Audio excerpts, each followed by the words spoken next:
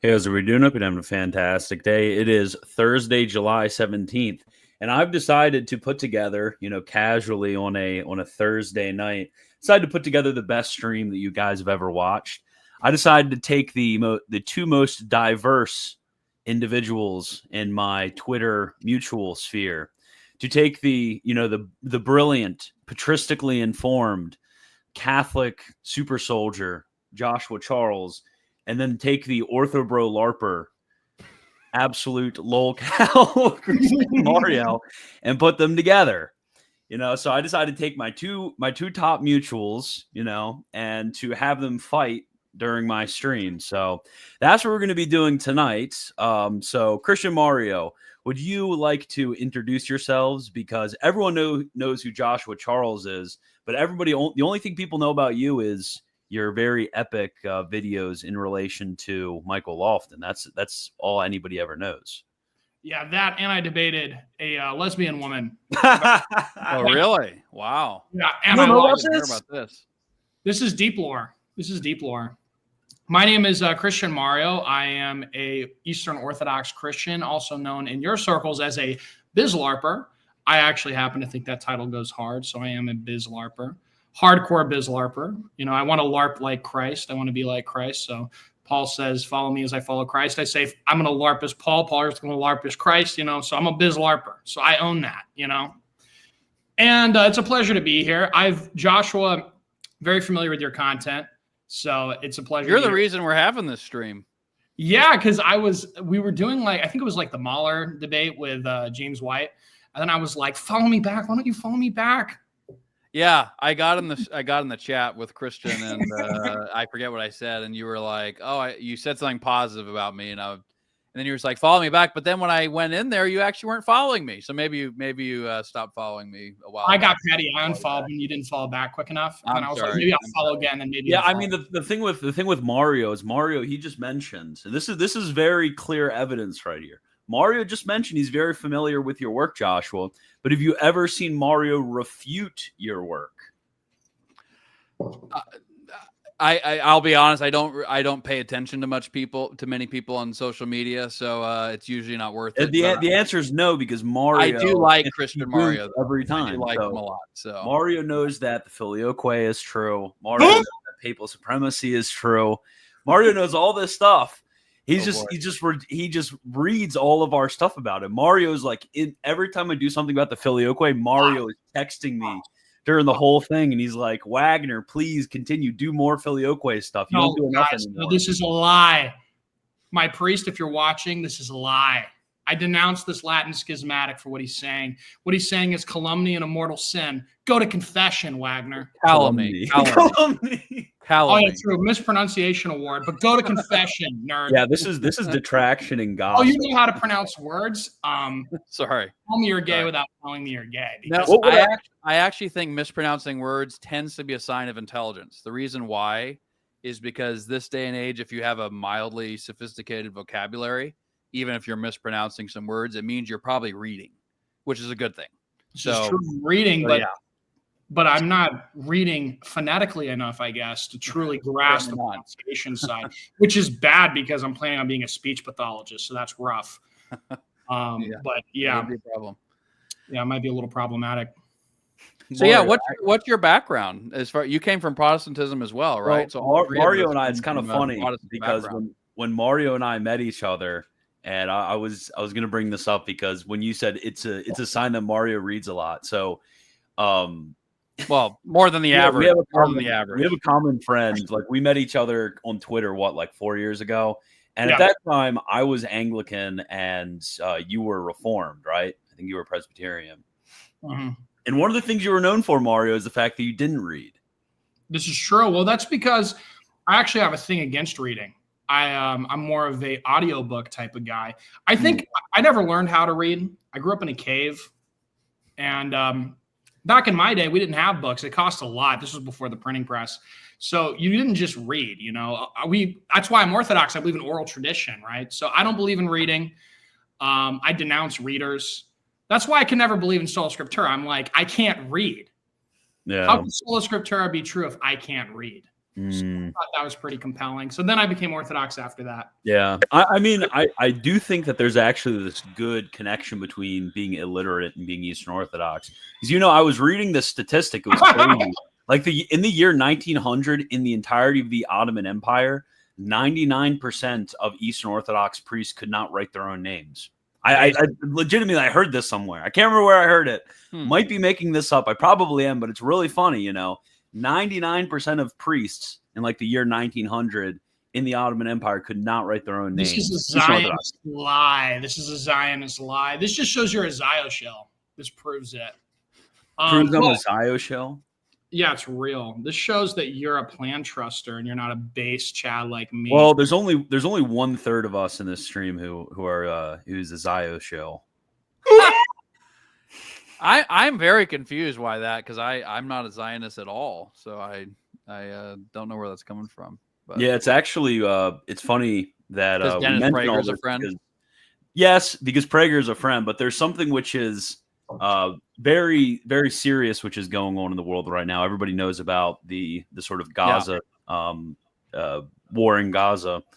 But there was the striking of the Catholic Church, which is the same church that Pope Francis used to call every single evening. And actually, there's a little bit of a event which will be going on next Friday. I will be last minute trip. I'll be traveling all the way up to Steubenville to actually be there. They're doing a live stream marathon to raise money in order to donate. Oh, great! To help with the rebuilding of the church and to help with the Latin Patriarchate. So everybody needs to tune in for that. Absolutely. I'm traveling for that. We'll be doing. Is this the Creators Conference? Yeah, it's the Creators Conference. I was invited to it, just couldn't make it work with the schedule, but that's great. I'm glad they're doing that. I'm glad. Yeah, I wasn't going to go, but I got invited to that, and I was like, okay, I guess I can show up. Hang out with all of the Catholic Inc. people. Yeah. What's the? Oh, go ahead. Sorry. Oh, no, I was just going to say on that more serious note, there were also 2 Orthodox Christians that were refugees in that church too that also died. So, Tayeb, the village in the West Bank, I saw that the Latin Patriarch, the Orthodox priests, etc., basically all the apostolic churches got together and were condemning what was going on. And Tayeb, is that how Taiba is one of the? It's like the only Christian village in the West Bank, and so I was glad to see that. So, well, it's important to understand that, like, the whole context of what's going on too, that this is not, when they say that was the only Catholic church that was hit, that it didn't used to only be the only Catholic church. Of course. That's some more recent development. I know when people talk about, there's only one Orthodox church, there's only one Catholic church, to try to minimize the Christian presence there. The Christian presence there used to be a lot bigger, and they've been destroying our churches and killing us. And there's been countless martyrs made by the IDF, and that's just not something you can pretend isn't happening. I'm not saying anyone is, but it's just a fact. And so it's a really awful thing, and it's hard not to cry about if you think about it too hard. So yeah, I mean, it's crazy because because a lot of, I guess, like the post-Iraq war, like you millennials don't get this as much, but at least for us, when we think of the Middle East, we think of Muslims and then like Jews. That's what we think of. We don't really think of Middle Eastern Christians. It's like a very foreign concept. I think about Christians a lot. Christians, I've been to the Middle East. Lebanese Christians. Like like at least younger Gen Z types, at least before I started reading up on this, like we don't think about Christians there. And looking at the decay of like Middle Eastern Christianity from, 75 years ago to today, and especially from like the last 20 years, is just, insane to me how there's basically a complete removal of all of these Christian communities, and really it tugs at the consciences of the entire world of how we can allow these true these are nations, these are people groups within states, like these true nations, to be completely displaced from their homelands, which they have such a deep connection with. And the displacement really does, and the removal from their homelands, it really does destroy, in many ways, their culture and their religion, to where a lot of these people will, it's crazy. You see weird sort of like Syrian evangelicals in the United States, and what's the one YouTuber, that guy, the guy that Voice of Reason was on with. I didn't follow Voice of Reason. Wretched Saints? You talking about Wretched Saints? No. The one guy who interviewed Voice of Reason. The San Diego guy. Yeah, I think because he talked about fornicating with his girlfriend, but he's still following Jesus somehow. Yeah, that guy. Oh, George Janko. Yeah, Janko. So that guy, he comes from I think a Syrian background. I think Sam Shamoon's a similar story. A lot of these people go to the West and they just lose, their sort of ethnic, religious traditions, and it's very sad. So, what were you thinking millennials weren't getting about this? Well, I mean, what I was saying is that for Gen Z, because we grew up in a post-Iraq war environment and a post-war on terror environment, we think of Middle East we only think of Muslims. That's just sort of what we're hardwired to do.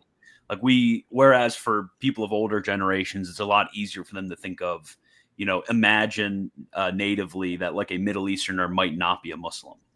That's interesting, because I don't know how true that is. Maybe you've had some anecdotal experience of that. My experience has been exactly what you've described, that most people think overwhelmingly of Islam when it comes to Middle East.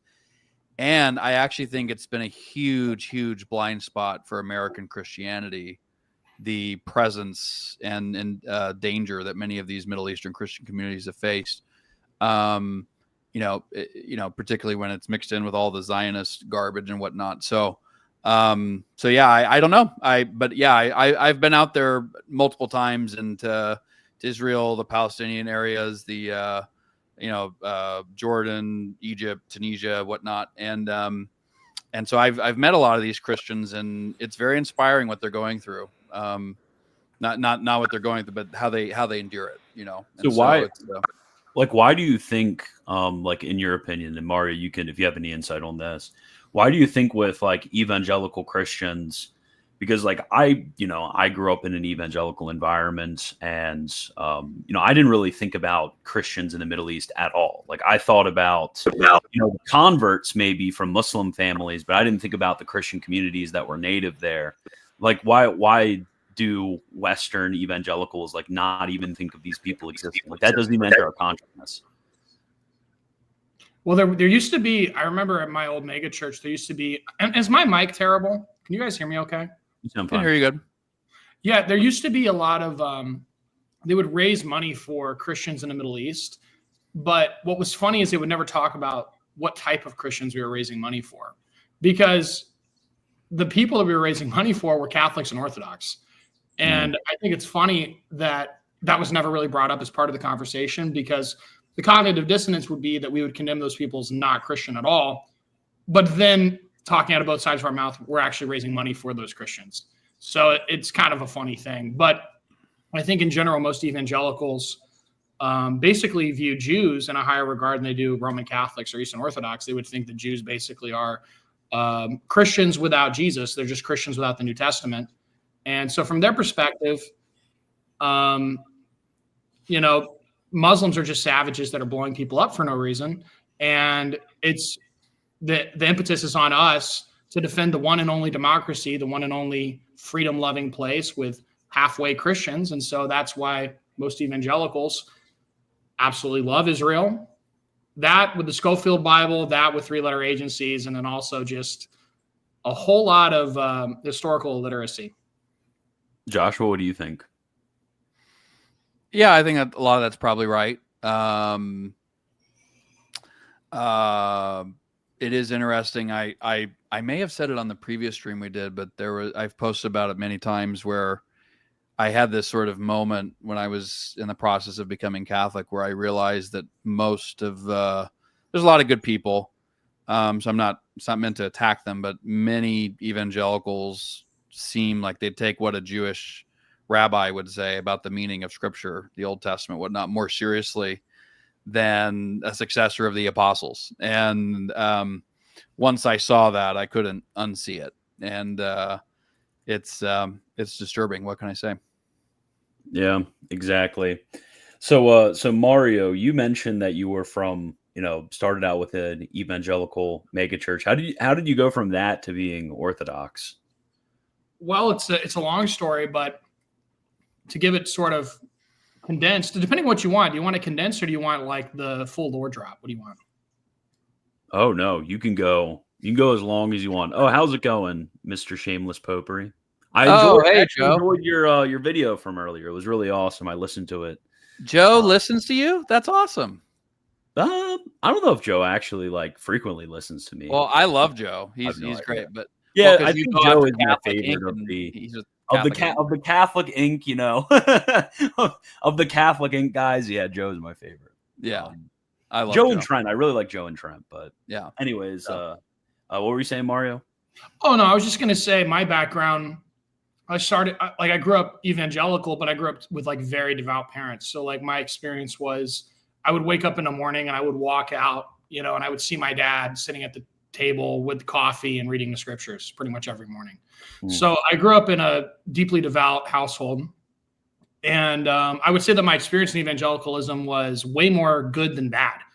A lot of the people I met are very earnest and dispositionally, and this might sound, I don't mean this in an ecumenist way, because I don't think in any way that there's salvation outside of the Orthodox Church. But I do believe that dispositionally, a lot of them are very Orthodox in a lot of the way that they approach people and the way that they approach the faith, because a lot of them have a very earnest and genuine way about them, but they're not particularly informed. And that's the case for most nominal Orthodox cradles that I meet. So it's a very similar overlap in disposition. But something I realized pretty early on was that something felt lacking. And that was just an intrinsic feeling I had that something was lacking.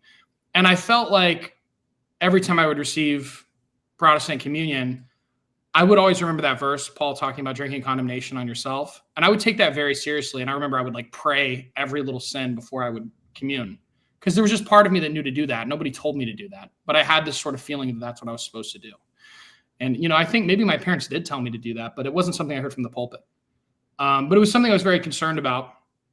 And so I already kind of came in with this sort of intuitional higher view of sacraments. And I remember one week there was a pastor, and he pretended to be a layperson, and he got baptized by another pastor. And I remember it was a joke. And I remember thinking that was very egregious and thinking, this just can't be right, And I just had this feeling in my gut, something is really off. This seems like it's mocking baptism. I don't like this.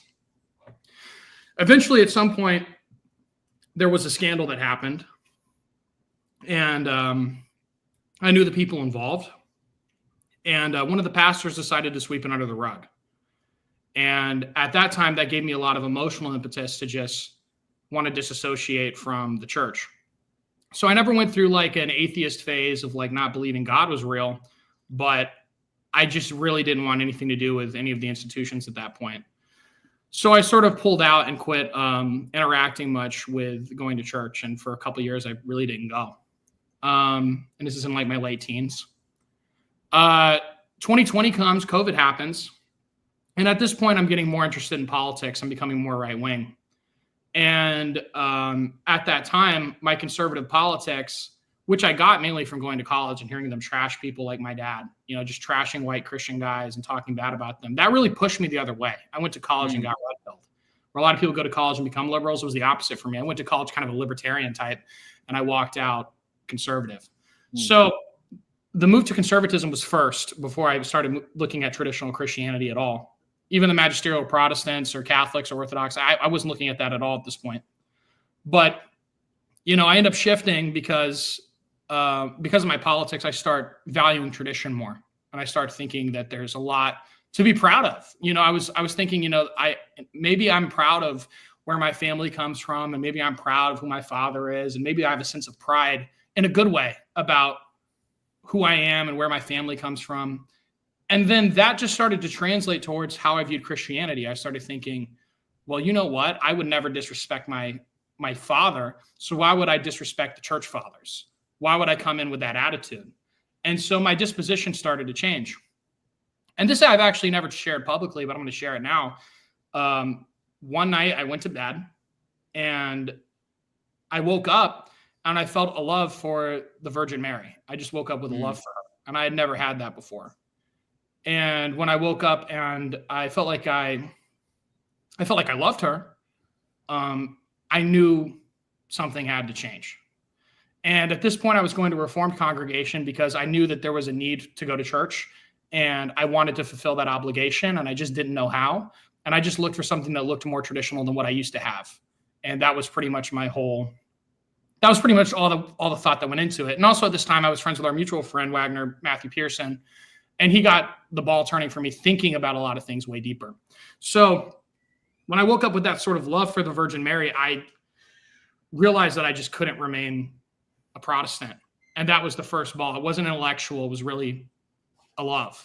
And so from there, I felt frustrated because I felt overwhelmed when I was looking at church history, because I kept trying to figure out, part of me really wanted to be an Anglican really bad, because that happens to everybody. Everybody, I feel like, goes through a phase where they want to be an Anglican. You get it more than anybody.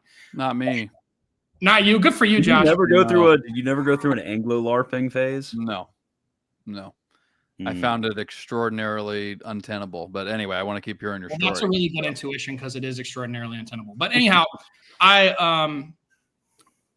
remember after that being really frustrated, and I prayed to God, to help give me peace and to figure it out. And then at that time, I got in a car with one of my buddies. We were going to Airbnb to go party with some friends, like just to turn up. And at this point, I was at a sort of weird stage in my Christianity where I was just starting to take it seriously, but there was still a lot in my lifestyle that hadn't fully worked itself out to where it should be as a Christian. So at this point, I still was drinking way too much, partying way too much, and I didn't really have my head on straight. But I end up driving, and I'm telling him, I'm like, I just wish God would make it concrete what my next step is, because I just don't know what I'm supposed to do next. At this point, I was watching, and it's kind of embarrassing now, a ton of Reason and Theology Lofton videos. Dude, you messaged me about this. Was Michael Lofton made you Orthodox? Yeah, that's true, actually. I know it. Michael Lofton played a huge role in me being Orthodox. I started watching. You messaged me about it, and I was like, Lofton, his take on this is stupid. Here's the real take on it. You should have just did that for every video you watched. But what he would do is he would put on, so not Wagner, whoops, misspoke. What Lofton would do is he would have on, back in the early days of Reason Theology, it used to be a little bit better of a show. Well, no, it was awesome. Yeah, a lot better of a show. So he used to have Daniel Kakish, or into Orthodox guy, and he would have on Craig Truglia, and then he would have on Eric Ibarra, and like a plethora of people. He even had Jay Dyer on at some point. And he had a ton of people on. He do the round tables. The round tables are awesome. At one point, Wagner? I think he did. Oh yeah, I was on Reason and Theology, and Michael Lofton was on an episode for here. We streamed together. Yeah, we used to talk a lot, Michael Lofton and I. He's just not the good old days. I would get exposed to Orthodox arguments indirectly from Lofton, and then I started finding that more compelling than what Lofton was saying. And first off, I'm not going to act like Lofton is the steel man for the Catholic position. I'm just telling you where my mind was at the time. Yeah. So we end up driving to go to this Airbnb, and then I'm complaining. I'm like, I just wish God would make it clear what my next step was. We park at the Airbnb for the party, and then I look out, and there's an Orthodox church directly across the street. And so I took that as like, okay, that's what I'm going to do next. And can I ask you a quick question? Yeah, absolutely. Because you had mentioned earlier, having a disposition toward respecting the church fathers. I wouldn't disrespect my own father. So, like, had you actually started reading the church fathers? And at this point, no. At this point, no. Okay. No. I eventually started looking into that stuff. This is very early on. So okay. I was just not curious. at all. No. Okay. All right. At this point, no. So I but my disposition was changing, and that's kind of what prepped me towards starting to look at them. But at this point, I was still very much a Protestant. I was just a Protestant that liked Mary a lot. So I didn't know, I didn't realize how significant it was to read the Fathers at this point quite yet. Sure. I just knew that dispositionally that a sort of antagonism towards them and a skepticism towards them was not the attitude I had and not the attitude I wanted to have. So I saw the church across the street. So I was like, okay. And then I went there the next Sunday. And then I just started checking out churches in the area. And also at this time, my godfather, he had invited me to a liturgy in 2021 before this, but I started really going more consistently. And then I would just really scrupulously and meticulously had to work through all of it. Because I'm very OCD. I have like super bad obsessive compulsive tendencies. So I really was like, I need to understand every little detail or I'll never be able to be at peace. And so I just kept reading and watching videos and reading and watching videos and reading and watching videos, getting overwhelmed, quit reading for a bit, try reading again. And at this point, I started finding myself getting more and more frustrated. And I didn't go to church a whole bunch at this point, to the Orthodox church. I was going a lot to my Protestant church and then going like once a month to the Orthodox church. Eventually, I started going more consistently, and I started going to Catholic church too, and I was trying to weigh it all. And then eventually, I started to develop a love for Orthodoxy. And then once I developed a love for it, I started to stick to it. And then started going consistently, and then eventually became a catechumen, and then eventually got baptized. But this took about 3 years, a span of 3 years.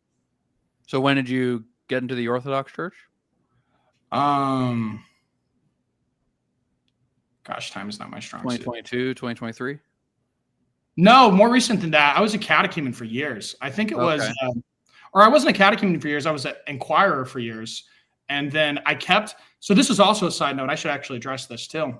At the time, I was dating a woman who she kept saying that she wanted to be Orthodox. And so I kept taking her word, but she kept coming up with reasons to delay us getting into the catechumenate. And I wanted to do it with us together. And so I kept pushing it back. I kept pushing it back. I kept pushing it back. And then eventually, she and I broke up. Some crazy things happened. She and I broke up. Thank you, Jesus. Thank you, God. And then I went through with joining the church. And then also for John Pierce's question, was I baptized? Yeah, I was. Because, I mean, for multiple reasons, but also for the fact that I wasn't really sure if my baptism was Trinitarian. Because a lot of the baptisms at my church were done in Jesus' name, and then others were done in the name of the Trinity. And when I was baptized, I was 8, and I had no idea. So better safe than sorry.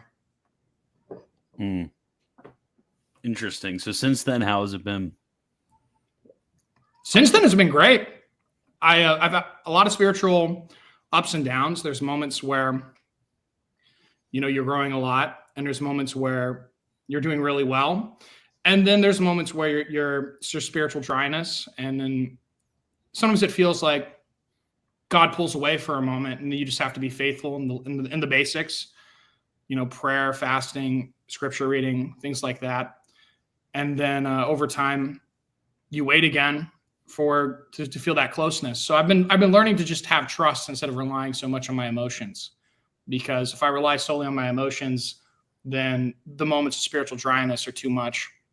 And if I rely too much on my emotions, when I feel that closeness to God, it's easy to think, okay, I'm doing things well now, so I don't need to focus quite as hard on my prayer because I feel this closeness. So why bother trying? So it's just like trying to stay consistent all of the time. That's what I've been working on. And then trying to make sure that I'm scheduling so that I'm not missing prayer, because I'm the world's most disorganized guy. So, and people hear OCD, they think, oh, you're super organized. No, I'm super disorganized, but I have this need to organize. And so it's like this, it's chaotic. And so, that's honestly how it's been. But my entire friend group, for the most part, has become Orthodox. And so that was a blessing, because it was only me at first. It was only me. And I was really kind of depressed because for years it was me inquiring and then dating this chick. And I'm like, come on, can we just join already? What are we doing? And she kept dragging her feet. And I wanted to do it with her because I was a moron. I was a simp. You can clip that. I was a simp. I condemn Mario's a simp. I condemn them. I condemn them in the strongest. A simp is somebody with no spine who just lets women walk all over them. It's pathetic. Yeah. Now, I didn't let her walk all over me in every area, but in the most important area, I did. So L. but over time, I'm glad that it took as long as it did, because my friends, my best friend ended up converting. And then so my friend group, pretty much all of them except Matthew Pearson, who's a close friend of mine, converted. Matt will never. Matt will never. Matt will never be a bizlarper. So is that actually how you met Luigi? Like, was Luigi within your friend group one of the guys who converted? Well, Luigi. So my best friend for the past like 10 years, pretty much 9 years, give or take. His brother-in-law is Luigi, and I knew Luigi back when he was a Pelagian provisionist Protestant. Dude, Leighton Flowers, L. Yeah, that was Luigi's worst era. Sorry, Luigi. I'm sorry for mentioning it. Dude, I was probably arguing with him like 8 years ago in the Calvinism versus Provisionism Facebook groups. He was so much more political back then. He was a neocon back then. Now he's based. But he's a neocon. He used to be. We all used to be. And I don't think I ever was a neocon. I don't think I ever was Gen a neocon. Z? I think I was I was never a neocon. I distinctly remember being very anti-neocon, like back in like middle school. Like I was such a LARPer. I was reading like Murray Rothbard when I was in like 7th grade. I was such a LARPer. Murray Rothbard's hardly a neocon. Yeah, I mean, no, but I was like reading the anti-neocon. Yeah. So I mean, I was like pro Ron Paul. I was like big anti-war. Yeah. We all used to be. Might have been a bit of projection there. My fault, gang. I used to watch Steven Crowder. I used to be. No, I'm not kidding. I used to have a Mug Club subscription for Steven Crowder. Not my proudest moment. Okay. Look. The Steven Crowder mugs, they're kind of good. So I could see the argument for somebody who might want to sign up for a Mug Club subscription just to get the mug. Not saying that's me. I'm neither confirmed that. But mugs are very high quality. Okay. Yeah, no, I used to like Crowder. I think that might be the biggest skeleton in my closet. You used to watch Ben Shapiro? Ben Shapiro I always found grating. His voice just annoyed the heck out of me. Is it because he's Jewish? Well, that doesn't help, certainly. But the voice in and of itself was enough.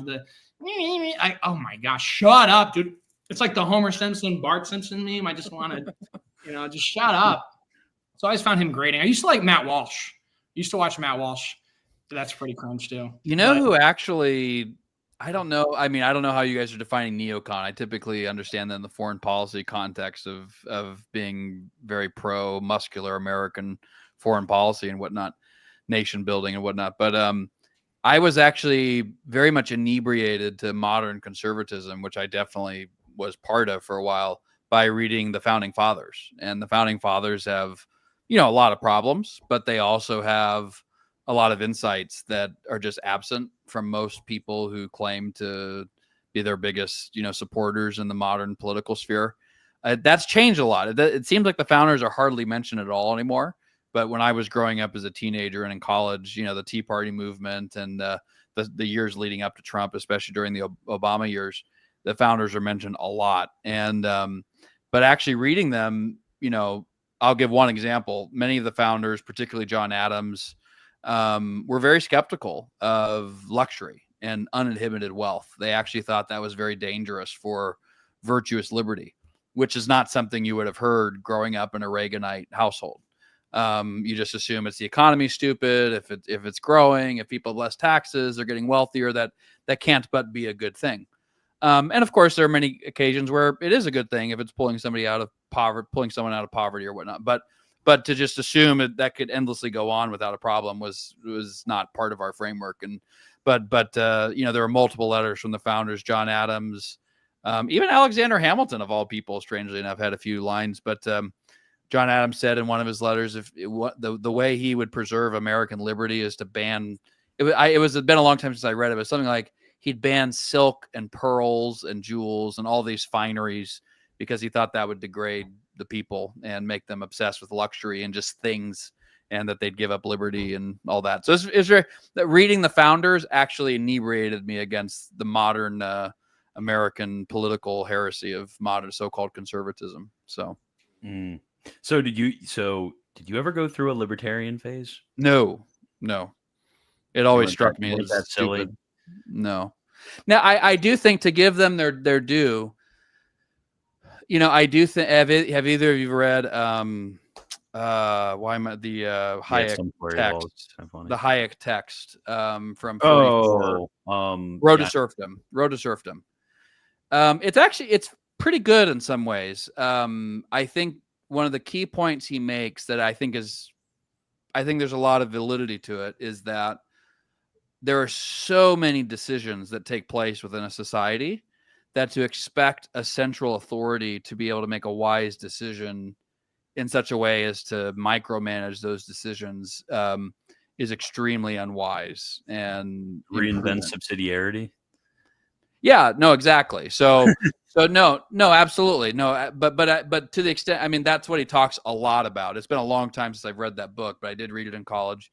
And I think that's a fair point, you know, so to the extent the libertarians say that there's simply too much for now, that's what is somewhat worrying about things like AI. AI in some ways seems, I'm not an AI expert, but seems primed combined with quantum computing to enable a sort of micromanaging nightmare of a central authority, but we'll see what happens. So, yeah, I mean, I think that the biggest issue always ends up being, one, I mean, yeah, sure, but there's a denial of subsidiarity, but I don't think really in like our sections of the West, the problem will ever be political tyranny. Like the state is not going to be the one who is sort of like tyrannically destroying things. It's always going to be a plutocracy. It's always going to be, like the capitalist class or, basically forms of international control outside of the political system that are going to be exerting sort of tyrannical forms, whether directly, which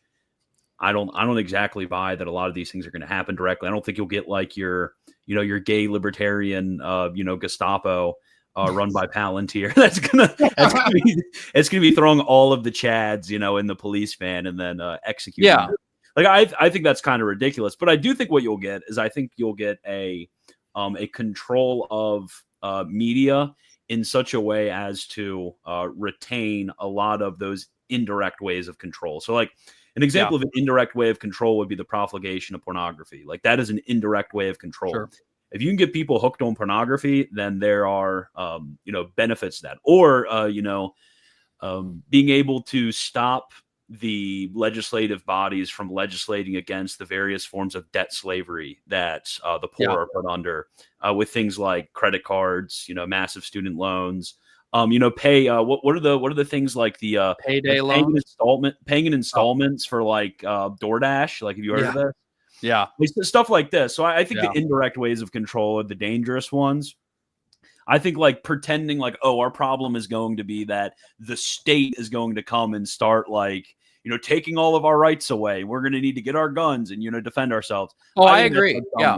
No, I agree. No, the only point I'm making is that I do think we're entering a very interesting phase where technology is making certain things possible. That I don't think most of it will be the state. I think most of it will be corporate, a plutocratic sort of thing, as you were mentioning. Sure. So that's all I'm saying. We've got these processors that literally. Oh, sorry. I'll just make this one thought: is processors that will literally be able to compute all of this information, no problem. That's never happened in human history before, and so all the implications of that I don't claim to fully understand, but I don't think it's good. So I don't think it's necessary. Anyway. No, I was going to say the boomers have not gotten a memo because I was driving to my girlfriend's house and while I was on my way there, or maybe we were going to the grocery store. I can't remember. There was a ton of boomers. They all had like the no king signs and they're all freaking out because they think Trump's king. And it's like, dude, these boomers, the LARP of there's somebody coming to persecute me and I'm going to have to fight against a tyrant. It doesn't matter if they're right or left. They both fully accept that LARP 1000%. And, I'm not a Trump supporter or anything, but I don't like the idea of, but it's not true that Trump's some sort of tyrant. It's not true that he's like that he's Hitler. A lot of them act like he's like some like Stalin figure who's going to take everything away and throw everybody in a cage. And it's just ridiculous. I just wish boomers would just get real for a minute. And I think that's the funny thing about the Orthodox stuff too, is just like the main point I get from boomers about Orthodoxy is never going to be anything that has to do with doctrine. It's always going to be Russia bad. And it doesn't even matter if you're Russian Orthodox. It's just going to be, the Red Scare, the commies. We're going to get nuked. They got weapons of mass destruction. It's like, dude, what century are we in? Well, I mean, I think there's something similar that happens in Catholicism as well. Is like when you talk to boomers who are like hardcore evangelicals, their problem with Catholicism is really boiled down to like they don't really like listening to people. Like that's that's kind of their problem. They're like, oh, but like I would have to follow men, Yeah. Like literally, I hear this like I would have to follow men. I don't care about any man. Yeah. Well, it's themselves. funny. What are you like a millennial woman? Like I don't need no man. Like just shut up. Like you have to listen to people like no matter what. This is just a natural part of life. Why is religion any different? Individualistic. They're so deeply individualistic, and they're also so concerned with being told what to do. And something that they'll say that's like self-contradictory is they'll say, I only listen to the Bible. I don't listen to what people have to say about the Bible. And then they tell you their opinion on the Bible. It's like, okay, that's a performative contradiction right there, but they don't see it that way, but it's funny. It is weird too, is like there's almost like a form of propaganda. Like this is how it's really hard for cradle Catholics to understand this for those who come from an evangelical background. Like I actually another example of this sort of way of thinking is when I had a conversation with Hassan about this and about reading justification in scripture. He had this problem with alcohol. He's like, I can't see how a degree, mildly inebriating degree of alcohol could be like at all morally illicit. Like back when he was, early on, obviously not now. But like, I never would have thought of that as like a big deal. Like I never thought like, oh, drinking, obviously not to getting drunk. Like that might be like a wrong thing. Like I never would have thought about that. But, there's almost this brainwashing that occurs, this indoctrination that occurs with the ways in which scripture is read.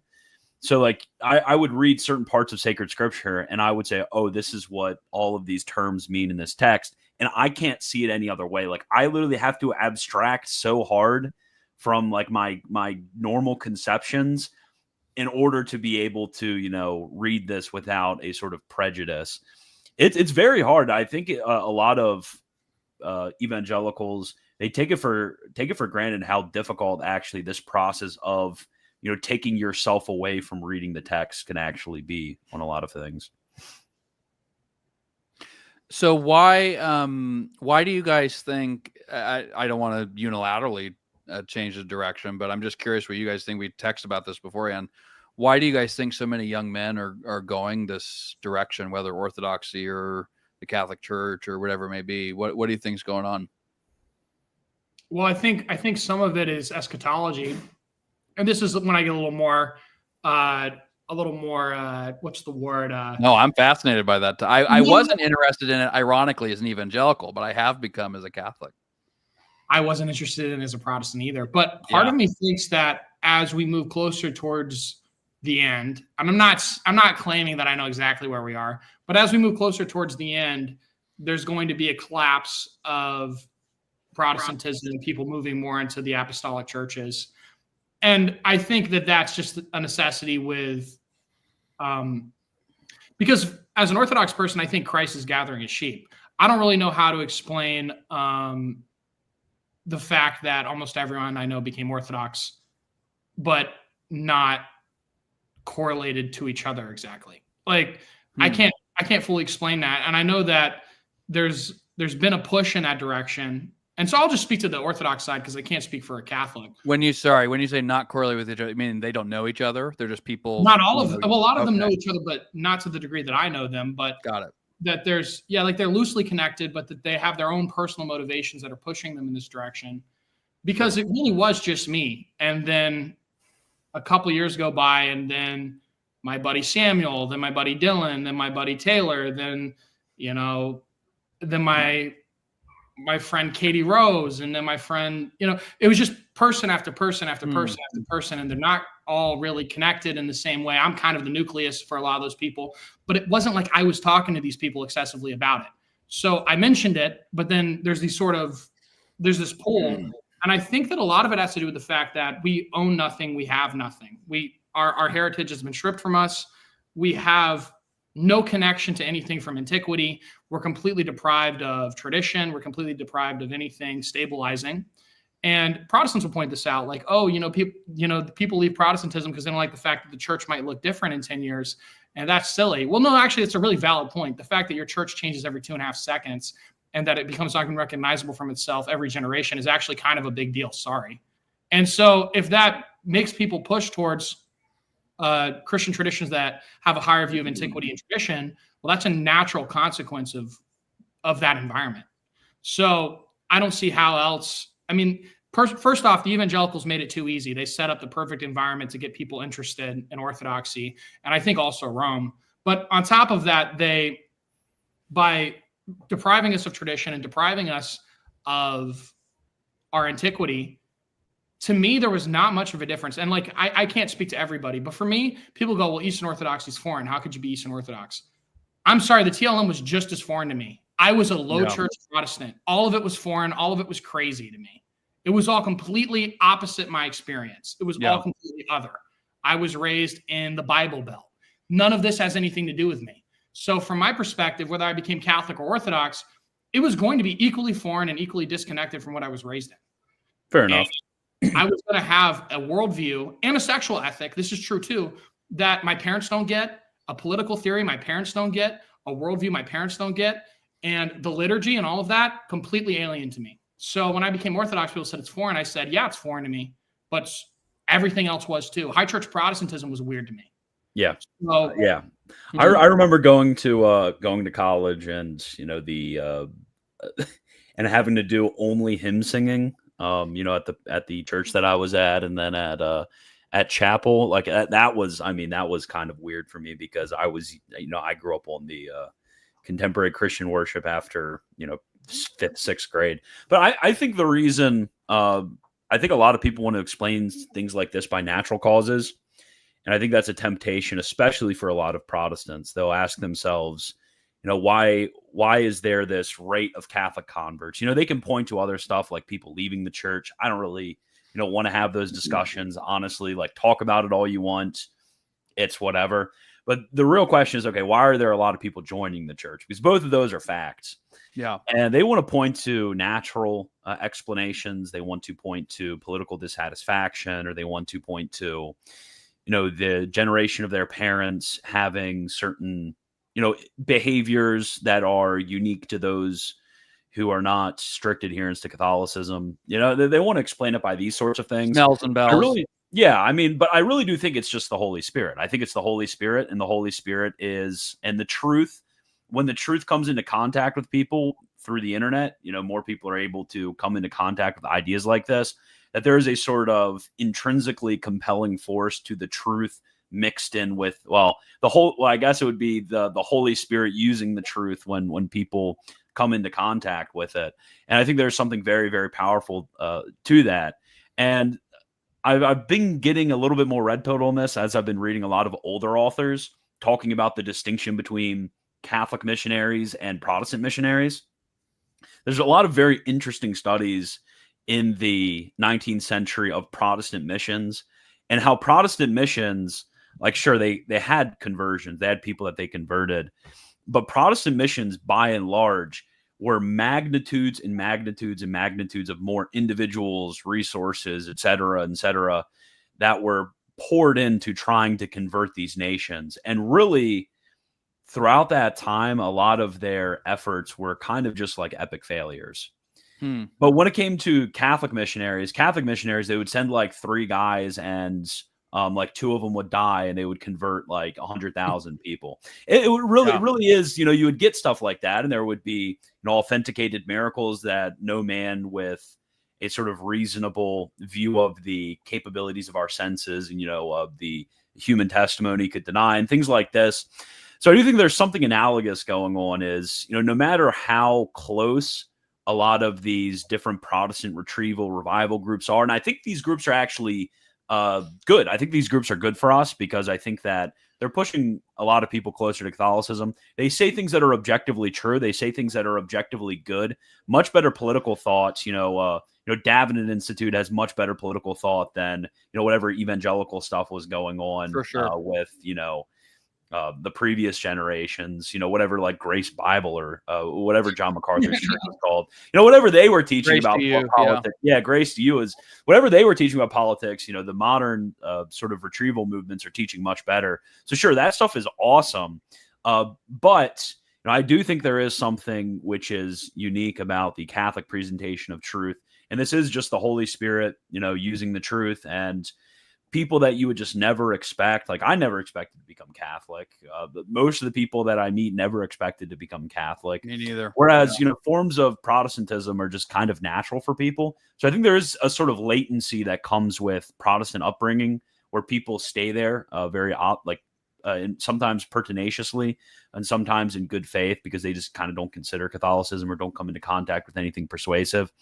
But yeah, I think it's the Holy Spirit. I think that we will continue to, sort of trend up, even while a lot of the sort of traditional hotspots of Catholicism are draining out. I also think we don't have it, like our generation doesn't have an issue with authority. So I think the boomer generation, and I don't mean all of them, but most of them really don't want to be told what to do, and they really don't like the idea of submitting. For me, it was like the idea of submitting to bishops was like, thank God. Yeah, so true.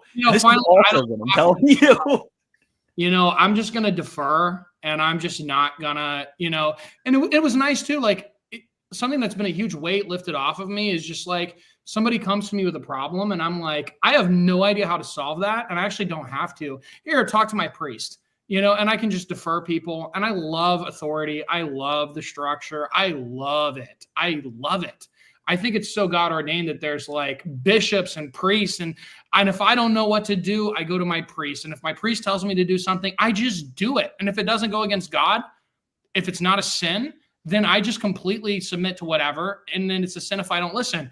And that's just how it is. And that's so much easier. It's so suffocating and miserable to be a Protestant because you have to do absolutely everything on your own. You're thrown a Bible and it's like, good luck. And then you're just stuck. I remember trying to pray and just having nothing to pray with. What do I even pray with? And that's why I started looking at Anglicanism, because I was like, well, at least they have a prayer book. Yeah. So it's like, there was nothing for me. There was absolutely nothing. And, I love authority. I love the idea of submitting to a bishop. And Protestants will tell you, oh, I submit to my elders. No, you freaking don't. You vote with your feet. If something happens you don't like, you vote with your feet and you move somewhere else. And when you say, oh, well, if you're Orthodox, you just go to a different jurisdiction, or if you're Catholic, you go to the traditional Latin Mass instead of the Novus Ordo, that's a false equivalence. That's a false equivalence because there's a normative authority that you're submitting yourself under, and it's just a false equivalence. Yeah. So when they talk about that that they submit to authority. No, they don't. That to be Protestant is to be an egalitarian and is to hate authority. And to have an episcopate is basically to say, I love authority and I will submit. And so from my perspective, the thing I find most appealing from an Eastern Orthodox perspective, when I look at you guys, is the fact that there's a universal bishop that you submit to. I actually kind of like the idea of authority. That isn't a problem for me. Yeah. Now, my issue with Roman Catholicism is going to be that I don't believe that is the case. It's not going to be that I don't like the idea of authority. So I love authority. When I was a Protestant, when I was deprived of authority, it was miserable having to figure out every little thing. Remember when you had to look at every doctrine and decide if it was biblical? Oh, yeah. How much that sucked. It was like, is baby baptism okay? Time to spend 40 minutes. Yes. The infant baptism stuff. I got to download this PDF, and then I got to read this. Years. Was baptism saved? Oh gosh, now I got to figure that out. Oh wait, there's apostolic succession. Oh gosh, now I got to figure.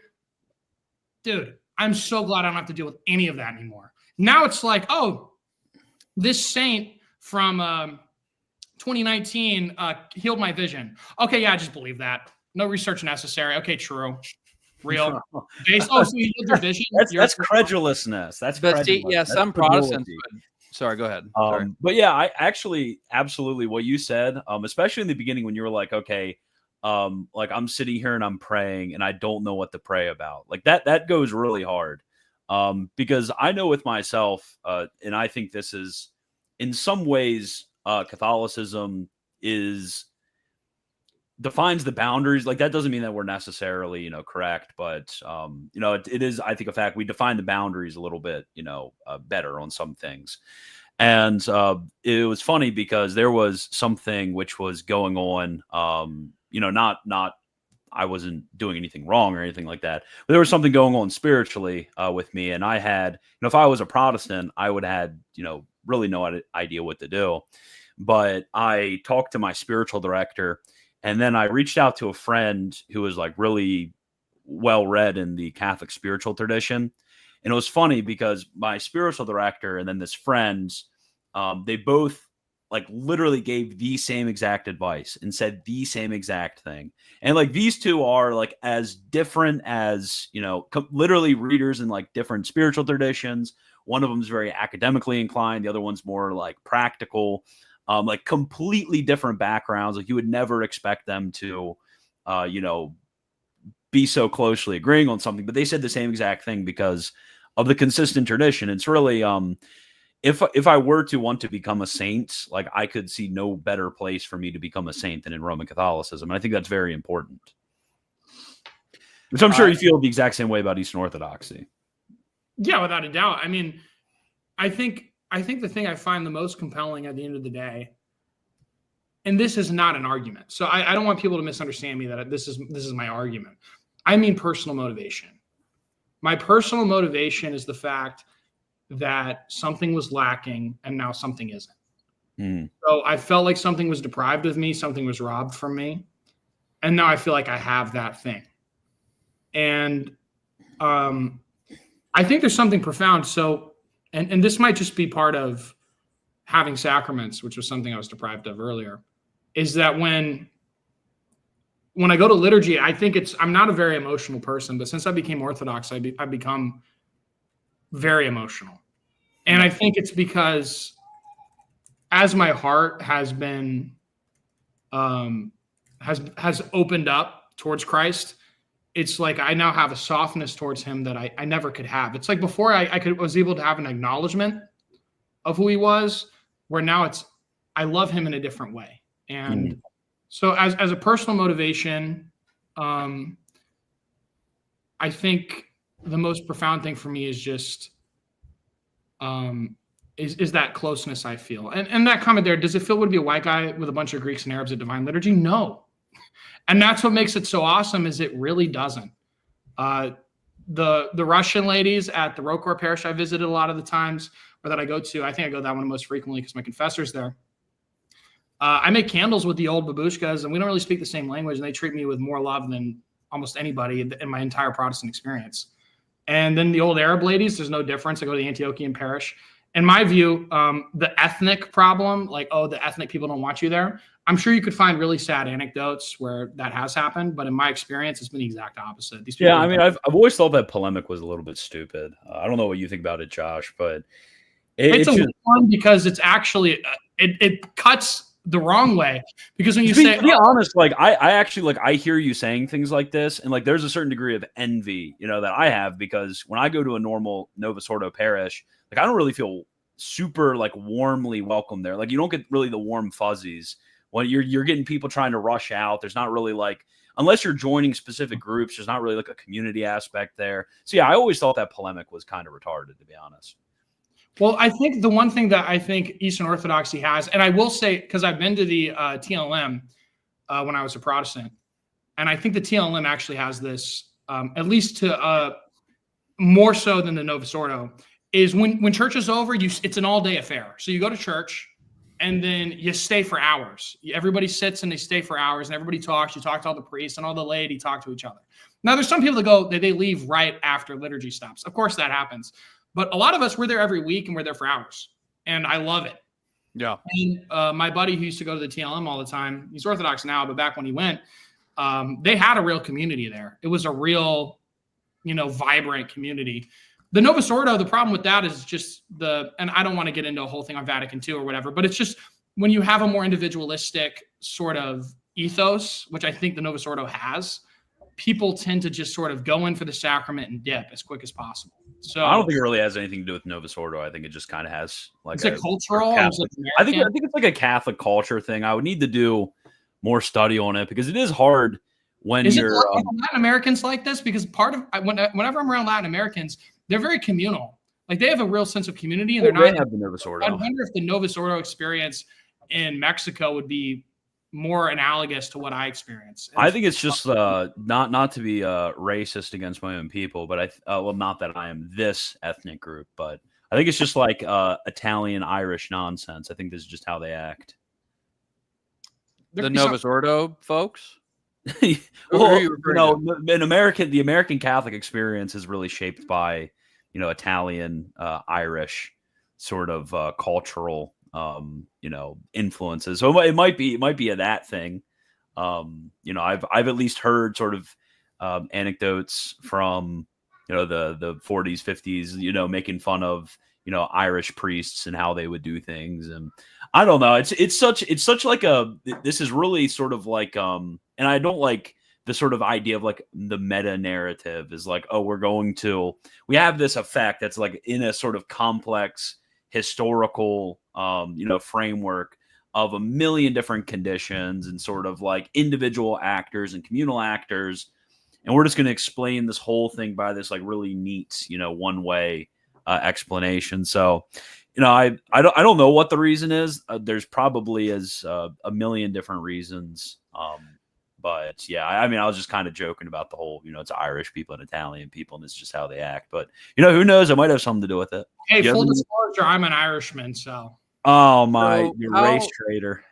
If I can ask, where were the fathers playing a role in your conversion? Oh well, they played a role in my conversion when I started realizing certain teachings were ubiquitous that I didn't hold to. So, for example, like people joke, they're like, "Oh, and this is where I actually think people are just wrong." So, like people will joke, they're like, "Oh, all of the church fathers, held to," and whenever people say that, it's normally an ignorant statement, right? But they'll say things like the church fathers held to an idea of bishops and the Eucharist, and then you became Catholic. You ever hear people use that sort of as a polemic, like you read? Yeah. Well, actually, I hate to say it, but that's actually kind of convincing why you should not be a Protestant. When you start seeing the church fathers talk in such a way that schism is treated as if it's super severe. Yeah. And you read Irenaeus and you read Ignatius, and they're talking about schism as if it cuts you off from Christ and you go to hell. And then you start reading about them saying, well, you need a bishop or you're not a Christian. I'm sorry, that's compelling. So when I started reading the fathers a little bit, and I read what I enjoy, because I'm not an apologist, really. I read what I enjoy. And so good W, not apologist W. I read what I like. And like, will I debate people? I will, but it's like only if I think it's going to be funny or it's going to get me good clips and it's going to be like engaging and entertaining. You want to debate right now, Mario? Absolutely not. You'd kick my butt, dude. You're way. No, you could debate me on something. You could debate me on something. I know almost nothing about like the papacy, for example. I kind of just like studied St. Uptatus about it, and like not really that much else. And I also think like from my perspective, I don't think you have to have absolutely every argument just locked and loaded, and just because I don't think arguments is what does it. Arguments makes people think. It makes them start to ask questions. All I care about is getting people to go to liturgy. That's it. So from my perspective as an Orthodox person, I'm like, I'll say whatever I got to say to get you to go to liturgy like one time. And then from there, I'm going to leave it up to God. But I just want you to have a connection to the church and to go to liturgy. And if I have to debate some goofy Baptist guy to do that, then whatever. But I would rather lose every single debate I ever do if it just makes one person go to liturgy. I don't care.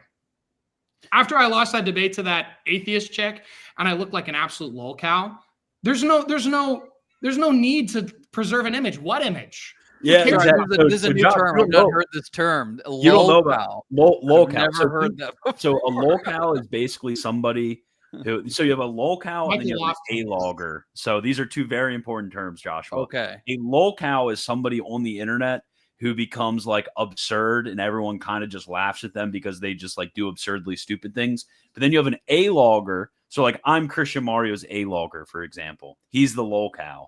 So an A-logger is somebody who becomes more ridiculous than the lolcow in criticizing them. So like Michael Lofton's the lolcow, I'm the A-logger, okay? I That's am what too. I We're do. both Michael Lofton's A-loggers. I feel like with Gen Z, I've got to constantly deal with all these mind games of like who's LARPing who and what level of reality are we at. It's like, are we at irony or are we at reality again? Or like, what are we? Well, I don't know. There's so much irony and reality, it all blurs. But can we shift the focus to you a little bit? Because Sure. I wanted to know from your perspective, when you see younger guys like us becoming Catholic and Orthodox, what do you think it is? Many things. I mean, I definitely agree with Christian about the Holy Spirit. I mean, that sounds like a blase, like quiche answer, but I think it's true. No, but it's true because I've seen so many people who, it's like ever since I became Catholic, I'm having people DM me, friends, family. What year was that? 2019 is when I came into the church. That's what I thought. I thought I remember. Yeah, that. it was just 6 years, July 13th, just a few days ago. It went, like I said, before we were on camera and whatever, it goes fast. And I'm only 37, but decent amount older than you guys. But there's a real hunger, and I think COVID, to be a bit eschatological, I think COVID put things into overdrive for a variety of reasons. Just a little bit on me pre-COVID. I came in July 13th, 2019, and I know that a lot of the Eastern guys aren't into all this, and that's fine. But I'm just stating as a factual matter. It was a Fatima day. It was a Saturday, typically devoted to Our Lady. July 13th was the day Our Lady gave the vision of hell to the children at Fatima. Very intense message of repentance. The heirs of Russia, of course, and then in the lead up to COVID, Sister Sasagawa in Japan, who had the vision of Our Lady of Akita, which was similarly apocalyptic. Her bishop approved the message as far as I could tell, but just saying sackcloth and ashes and pray a penitential rosary, something to that effect. This was in like September, October 2019. When the fathers played a huge role in me becoming Catholic. And one thing that they were unanimous about, you were talking about ubiquity, was that Antichrist will bring the public sacrifice of the Mass to an end. And so when we get into what happened in 2020, we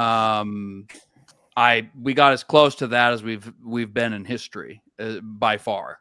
And when that happened, I was very, very disturbed by it. Couldn't go to Easter, literally. That would have been my first Easter. Well, it was my first Easter as a Catholic, but I couldn't attend Mass anywhere.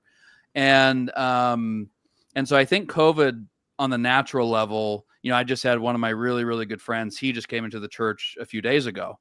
And did we lose Mario, or is he just? He's probably just listening. He just came into the church a few days ago, actually about a week ago, 6 days ago. And he brought in his wife. He brought in his two kids. He came from a secular agnostic background. And COVID was huge for him because he was center left, I'd say, on a lot of things, but very reasonable. He could have the discussion, but he saw what happened with the gene serum. And he saw what was happening with the lockdowns and whatnot.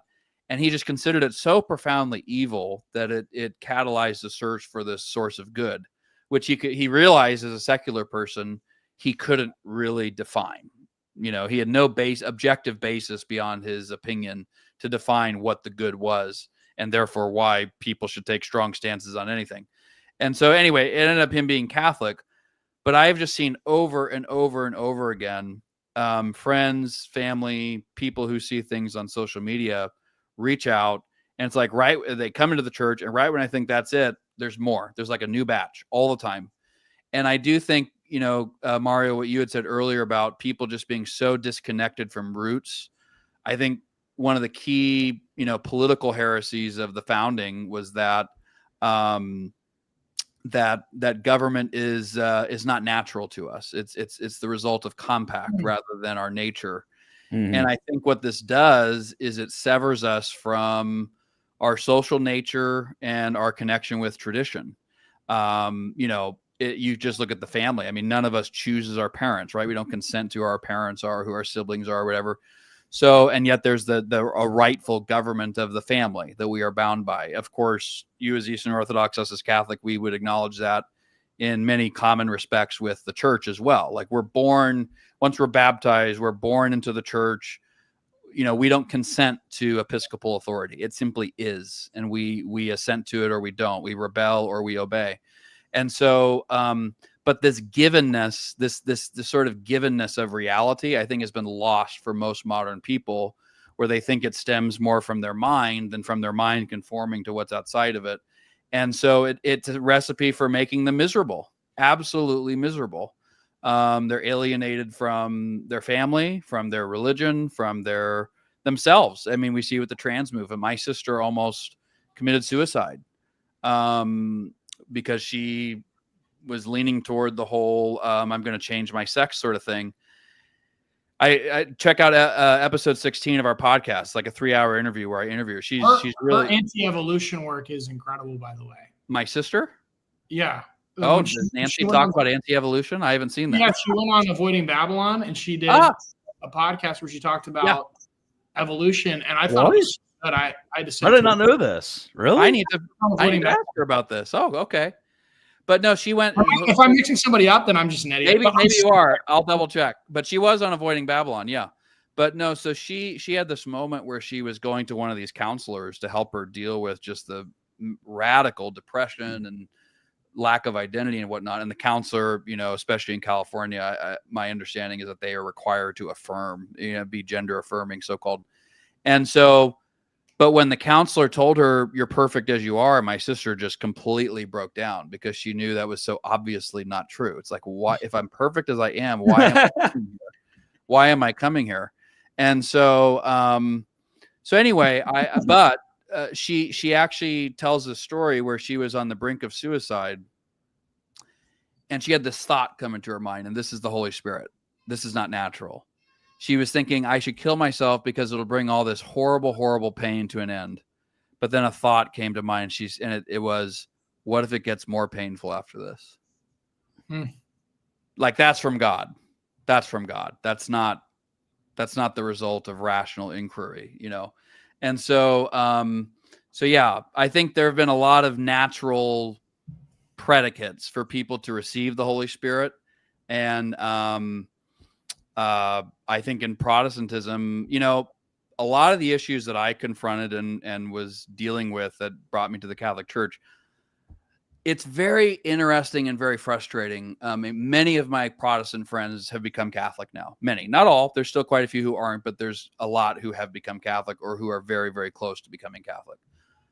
Even when I was Protestant, I would raise some of these issues, and the very people who are still Protestant, usually boomer ages, the very people who would say when I was a Protestant, "Oh, that's a good point. Yeah, I'll have to think about that. I don't really have a good answer." I'd hear that quite a bit. Where do we get the Bible? Who got, you know, the authority issue and whatnot. But now it's like, oh, that's just Romish, you know, assumptions, or you're assuming it, and therefore you're arriving at the conclusions. And so my point being that I think a lot of well-meaning Protestants, and there are many of them, see a lot of these problems in Protestantism. They just don't know the solution. This is how I felt for many, many years. I had a pretty good upbringing, but I would say there were so many things I was just so ill at ease at for so long, but I had no framework for knowing where to go to find a solution. I hadn't even heard of the Church Fathers until 2014, 2015, something like that. Yeah. That's how pathetic it was. And so anyway, most of us, it's not something to beat yourself up over. Yeah. I wanted to address one comment I saw. Somebody said, it was Deuterocomical. I like that guy, by the way. He's funny. But he said, Christian Mario and RZ be like, "I just want you to go to church. I don't care which one." That is not my position. When I said I just want you to go to liturgy, I meant an Eastern Orthodox liturgy. Don't you get you want to go to the only want him to go to the eparchy and go to an Eastern Catholic liturgy? I would rather shoot myself. That's a joke. Well, you know, there is something, I don't know what you think about this, Josh, but Christian Mario and I have come to a very strong agreement on this.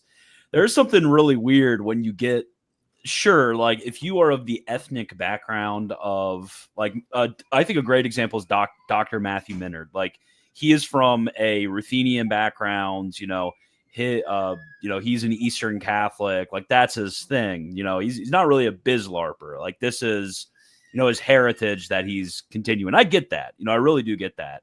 These groups have been, in communion with the Apostolic See for centuries and centuries and centuries. Like this isn't a sort of weird thing for them. This is very natural. Yeah. But then you have, on the other hand, you have the bizlarpers, and the bizlarpers, they're very dissatisfied. All Latino, by the way. All Latino, by the way. Yes, they're very dissatisfied with. Well, besides Michael Lofton, he's not Latino, at least that I know of. No, he's not. He's white and Jewish. I'm pretty sure. He's not. He's not ethnically Jewish. Is he not? I thought he lived in Israel. No. His mom is a Jewish convert. And her mom's a Gentile who became Jewish. Yeah, and he moved to Israel for years. Yeah, that's funny. Okay. Yeah, it's kind of an interesting background, but it's crazy. What was your question? Where were you were wanting to know what I thought about something? You were talking about Ruthine. Oh yeah, bizlarpers. Yes. So these individuals, they kind of are very dissatisfied with anything which is proximate to them, like the sort of Western traditions that they would see in their average Catholic parish. Like they seem, very dissatisfied in those things. So what they'll do is they'll go and, become Eastern Catholic. And that's their thing. And a lot of them, it's one thing, maybe you're interested in some of the spirituality and liturgy and stuff like that. Like I could get that. But then some of them, they form this whole LARP about this Eastern Catholic theology that's different than the Western theology. And there's these huge dogmatic differences between the two. And they're denying dogmas of the church. They're denying all the ecumenical. They're saying there's only 7 ecumenical councils. We need to bring together the East and West. They've been Catholic for 9 months. It's a really weird ideology. I don't know if you ever run into that. And I have a thought on Western Rite Orthodox once you're done, but you just go ahead. Yeah, go ahead. Oh, I mean, I think a lot of Protestant. I'm not saying this about you, Mario. By the way, there are many exceptions. I'm just saying I feel like I run into this a lot. A lot of Protestants who become Eastern Orthodox, they are manifesting this tendency to. Look, I hated the papacy growing up, and I was very, very open. I think, especially since the '60s, the post-war period, there's been this apostate Western apostate fascination with the East. And so there's this sort of mystique about it that is somewhat deserved in some ways, but not in every way. I think there's the West is brimming with mysticism if we actually just know the tradition, and it's very similar to the East in many ways. I would argue, but yeah, I did not want to become Catholic at all, but the testimony of the fathers took me that way, and continues to keep me there. And I would be curious to hear more about that. I don't want to take you off track of whatever you're going to talk about, but it was just, for me, all my motivation was, I don't want to be Catholic. I'm very open to the East, but I did not find it, especially tenable. I found it much more tenable than Protestantism, but not when it came to the Catholic Orthodox divide. Yeah, Mario, would you agree that a lot of the choices, the popularity of a lot of the Eastern Orthodox conversions have to do with the type of familiarity that people have from their Protestant backgrounds with Catholicism? Would you say that at least is a sort of influence to it? Maybe. I mean, I say this with all honesty. I am half clapping when a Protestant becomes Eastern Orthodox. I think it's. Yeah, I mean, I would agree. It is an objectively good move toward more sacraments. Truth. And frankly, I go to a TLM parish. I'm very, very blessed. Relatively near, I've got multiple. I've got Indian Rite, Chaldean Rite, Byzantine, TLM, Melkite. I've got all that. So I love the East. But yeah, I think, I'm mildly happy when they become Eastern Orthodox. So I'll respond to that. But I think my heuristic when I was looking at all this stuff, when I was trying to figure out, okay, what should I be? Should I be Catholic or Orthodox? And you can make fun of this a little bit because it is simplistic. It is a little bit simplistic, but a lot of it was, where do I do the least amount of mental gymnastics? Sure. As a Protestant, I felt like I was doing maximum mental gymnastics. I felt like I had to jump through so many hoops to try to keep that afloat. And eventually I got kind of tired of that. But also at the same time, I also developed a love for the Theotokos. And so that also would have gotten me there, I think, even if this wasn't a struggle. But this was a struggle for me. I think when I was I was more intrigued by Catholicism than I was Orthodoxy originally. And I'll explain my reasons. So my reasons for why I was initially more intrigued by Catholicism was because, one, my ancestors were that. And so because I'm right wing and because I have a high view of my ancestry, that was a compelling thing for me. Two, it was also the fact that it's way more common than Eastern Orthodoxy. I didn't even know what that was a few years ago, right? Sure. And so I've always known what a Catholic was. I've never always known what an Eastern Orthodox was. And I wasn't raised anti-Catholic. So maybe this is true of a lot of Protestants just hate the papacy. I was never taught to hate the papacy. The way that I was raised was basically religious indifferentism regarding inter-Christian stuff. It was, everybody's all good, just love Jesus. That's what I was raised with. So I never had this sort of Catholic bad mentality. But the reason why my parents and my dad has always asked me to clarify this. My parents did not give this to my parents were more like what you. But described. A lot of people have that though. So I'm not going to deny that a lot of Protestants, their whole religion is just hating Catholicism. That's plenty of. Yeah. I'm just saying that the subsect of evangelicalism that I was in was so disconnected historically from Catholicism that Catholicism wasn't even really on our radar. We didn't talk about you guys at all. Sure. And we didn't talk about Orthodox even less. So Orthodox and Catholics weren't part of our purview. It was just, you need to have a personal relationship with Jesus Christ, and then there's the sales pitch to get saved. And so that was that's the waters I was swimming in. So sure. I wasn't really, the whole Catholic authority structure, I had no issue with that. I like the idea of submitting myself because, in all honesty, I'm not a deeply complex person. I'm not so intellectual. I don't like the idea of having to invent stuff as I go. I don't like world building and trying to like construct a metaphysics so I can like ease my way through life. I like just accepting something. So for me, that was not a very big part.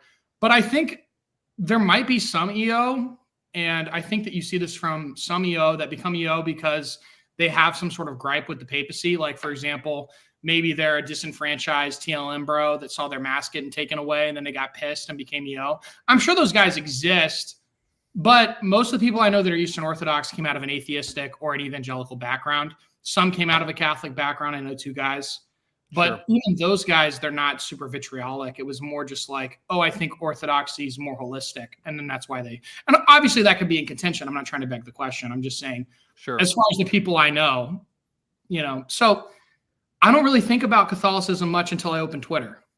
Yeah. And I don't really but I think about evangelicalism all the time because that's what I'm around. So what I'm mainly entrenched in the American South is evangelicalism and then Eastern Orthodoxy, this is not most people in the South, by the way. But if you're Eastern Orthodox in the South, you know a lot of Eastern Orthodox people. That's just part of being Eastern Orthodox in the South. So people I'm around are pretty much all Eastern Orthodox or evangelical. And then the 3 friends I had that are Catholic are now Eastern Orthodox or inquiring. And then, so I don't really have any Catholic friends except for my online ones now, or family, because I am Irish. So, and my girlfriend's Polish. So, so why, if I can ask, and I mean this genuinely, and I love the discussion. You guys mentioned the debates. I do think the debate thing is getting tiresome. For a variety of reasons. So I just love good faith discussion. So this is great. What was it that ultimately made you go the Eastern Orthodox route as opposed to the Catholic route? Well, you know what? I haven't really talked too much personally about some of the personal motivations, but I think I'm going to get into it today because, it's been on my heart and I don't really have an issue expressing it. For me, it was basically just that God made it clear that's what I had to do. So I didn't know what to do. I get to that party. I look across the street. There's an Eastern Orthodox church. From there, I start going. And then I had a bunch of experiences that basically just confirmed that what I was doing was correct. And then the more I tried to, that's cack. I guarantee you my ancestors are crying. They're like, dang it. He was supposed to go to the Novus Ordo. We lost him. Pre-schism ancestors cry. Well, and can I actually give you some credit here? Not you specifically, but the Eastern Orthodox. Look, I don't intellectually, I don't find Eastern Orthodoxy tenable contra the Catholic faith. I just don't. Yeah. And we could talk about that at some point. There's so much I admire in it, 100%, but I don't find it tenable for a variety of reasons. But I will say this: I think the de facto liturgical situation at many parishes in the West is a catastrophe. That's my opinion. And I don't think it helps. I just did a post earlier today. And I usually don't talk about this too much, only because, and please pray for me, wisdom wise, everybody, because I don't want to create Catholic ghettos. That means a lot to me. I don't want to, like, life is to become a saint. That's literally all it's for. And if you fail at that one task, you have failed at everything. And so I try to be careful about what I get into. I don't like to personally criticize people on public shows or whatnot, for example. Not that I never will, but so I feel I'm going into a bit of territory I feel a little bit uncomfortable with, because I do have strong opinions about it. But but I do think, when I go to a standard Novus Ordo parish, I've been to many that are great. I've been to many that are awful. And as a classical musician, I will just say one area where we could all probably agree is that the musical situation is a catastrophe. The musical situation alone at many of these parishes is it's a catastrophe on every level, not just liturgical, but cultural. To go into a parish and hear during the sacred sacrifice of the Mass, music that is akin to show tunes I consider it an abomination. That's as strong as I've said publicly. I do consider it an abomination. Not subjectively. I think some of the people who are doing it, they mean well. They really do. So I don't say it with any personal animus or judgment. I really happen to like the Eastern Orthodox musical situation the best.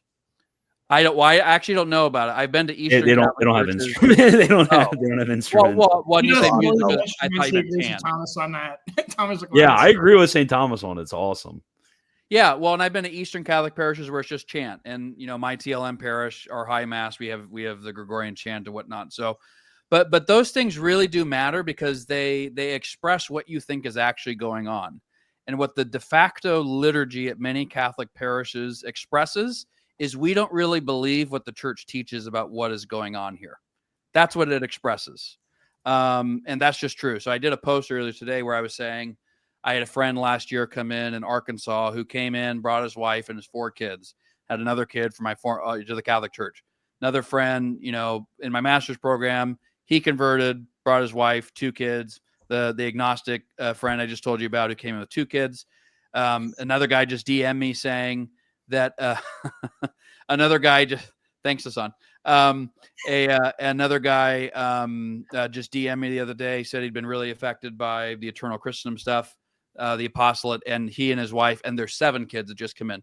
So my point is that if you get the men, you're going to get a lot of families, and the de facto liturgical situation in many Western parishes today, Catholic parishes, is not going to do that. So I want to acknowledge that completely. No problem saying that, just to be clear. So yeah, and I think there's actually a spiritual aspect to this as well. And Pope Leo, he mentioned something recently about silence and the spiritual benefits of silence, because, and I think this is especially relevant to contemporary people. What's very common is, when I sit down and I want to lock in and get to work, I put my headphones on, I listen to music, that's kind of what I mindlessly, literally music on repeat. I don't even know what's playing. It's just kind of drowns stuff out. So I'm able to lock in, I'm able to focus. And for a lot of people, when they're not doing that, then they're going and they're listening to a podcast or listening to a live stream. They're going in there, maybe they're listening to, they're always consuming some sort of information. And really the one of the spiritually beneficial aspects of the traditional Mass that I found myself is it actually has a really good balance of stuff going on and then nothing going on. Yep. You're in the Mass, and then there's a period of time where it's just dead silent, and you just have to lock in. You just have to, what's the gospel? What's the epistle? What are these prayers that I can say? What can I meditate on right now? Yep. I need to prepare myself, or I need to give thanksgiving to God for this. But there's a sort of, ability right there that I think, especially the way in which, the way in which I've seen the Novus Ordo done literally every single time, except like twice in my life, it's excluded these possibilities that I think is necessary for contemporary man. Like one little thing because I think both of you would appreciate this. One of the little projects I really want to do is I love finding these medieval hymns, or not even hymns, medieval songs, like songs you'd have a guitar for. It wasn't called a guitar back then, but that are just like kind of Lord of the Rings dwarvish sounding, and they're just awesome. And I want there to be like a revival of like Catholic, and the Orthodox can join us on this if they want. Like Catholic campfire songs about Our Lady, and that are just seriously, they're manly, memorable, robust melodies and simple harmonies. Singing stuff like that with your friends does kind of sound fun. Like I had some experiences with this, with the the culture of hymns, like singing hymns as a Protestant. Like it did have, like, it wasn't something like common. I wasn't, sitting down with my parents every, Sunday evening, we'd sing a hymn. It wasn't like that, but occasionally there would be instances where we would do that. We would sing it, not me and my family, but me and, friends or, classmates, whatever else. We would sing these sorts of things, and it really does feel just awesome to be with a bunch of your friends and you just like sing a hymn. Well, there's a comment there that mentioned the hillbilly telling this, but it's true. A lot of and I'm not an ecumenist. Nobody clip this, but when I listen to Protestant country music, I freaking love it, dude. It's so wholesome. That's true. It's true. Like there's a lot of Protestant country music. Sorry, we're in the South, Joshua. I know. I know my accent isn't particularly Southern, but that's because you're from like the literal non-Southern part of the South. I'm from the southern part of you're from the northern part of the South. I'm from the southern part of the north. Yeah. Okay. And it's not the Protestant part about that statement, by the way, Emerson. It's the country part. I'm just not. I know that's what you're reacting to, not the Protestant part. I'm a Californian. If you're an ex-Protestant, and I think this is true, if you're an ex-Protestant, there is a love you have for Protestants. I think it's unique. Like my heart towards evangelicals is different towards my heart towards any other religion out there. Like I don't feel this sort of I don't find Islam particularly sympathetic. I don't find Hinduism particularly sympathetic. Yeah. But evangelicals, not only do I not find them sympathetic, or unsympathetic, I find them when I talk to them, there's things I learn and there's things they say that are so profound and I don't even mean to say it.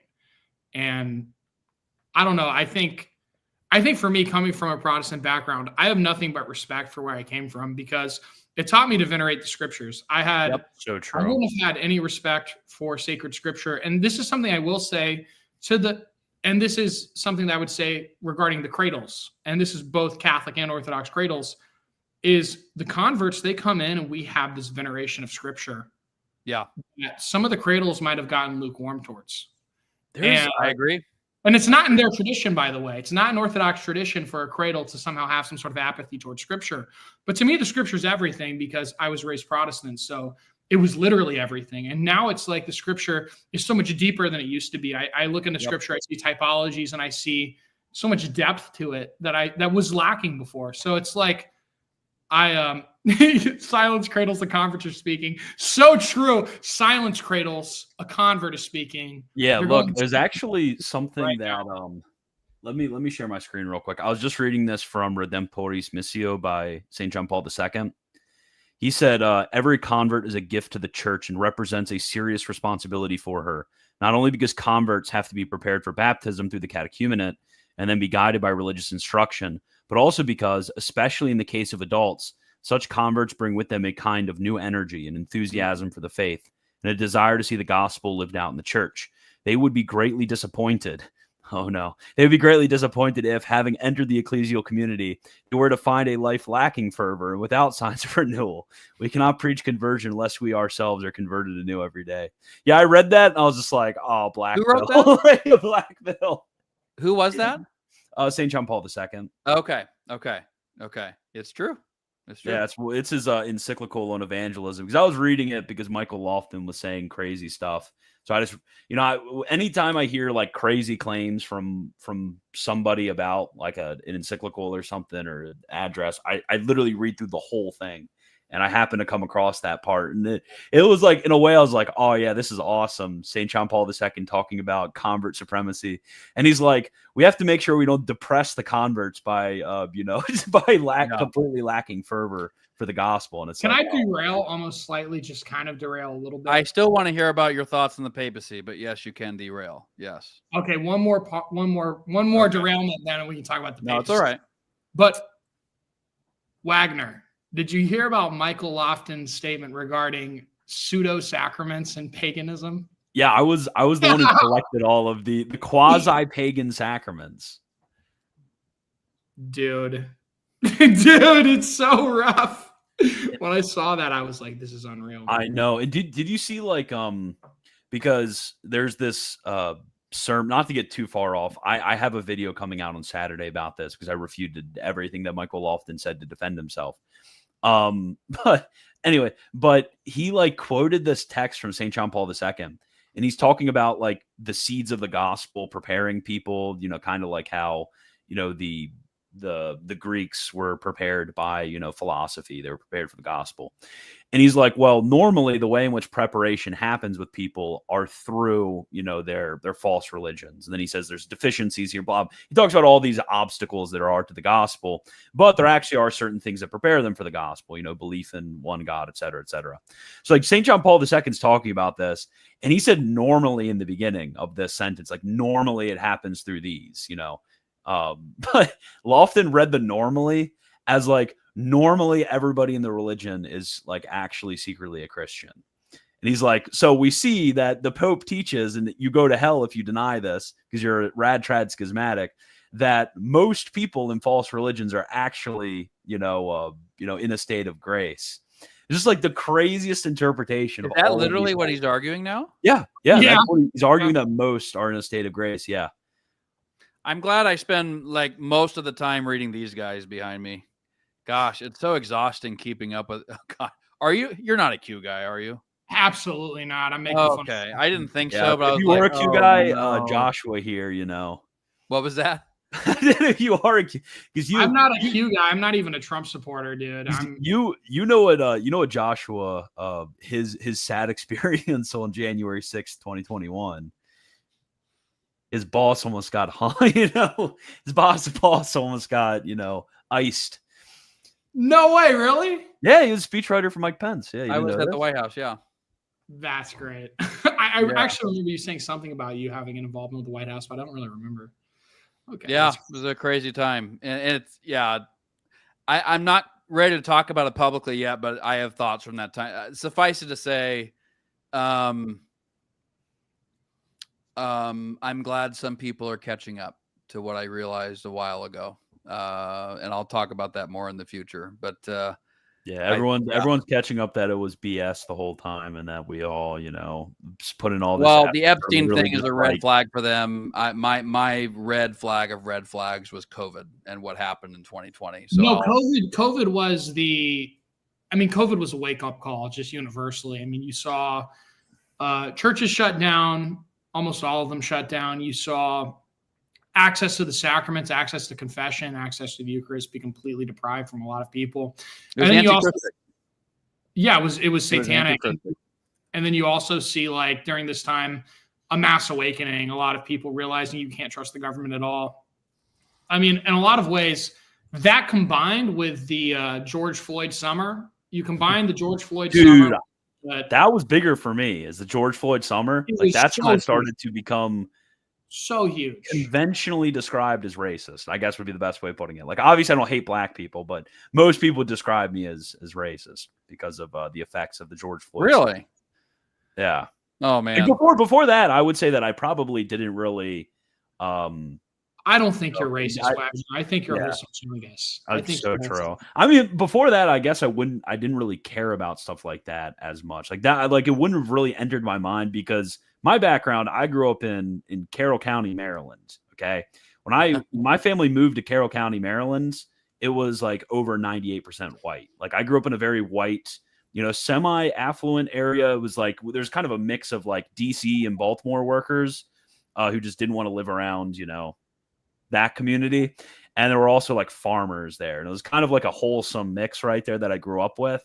So like I didn't really think about, race issues a whole lot. And whenever it was brought up, like it wasn't in a really, combative way. Like my parents, my grandparents never really, like my grandparents were, teachers in like the years of like desegregation and stuff. And they were What's like the liquor story?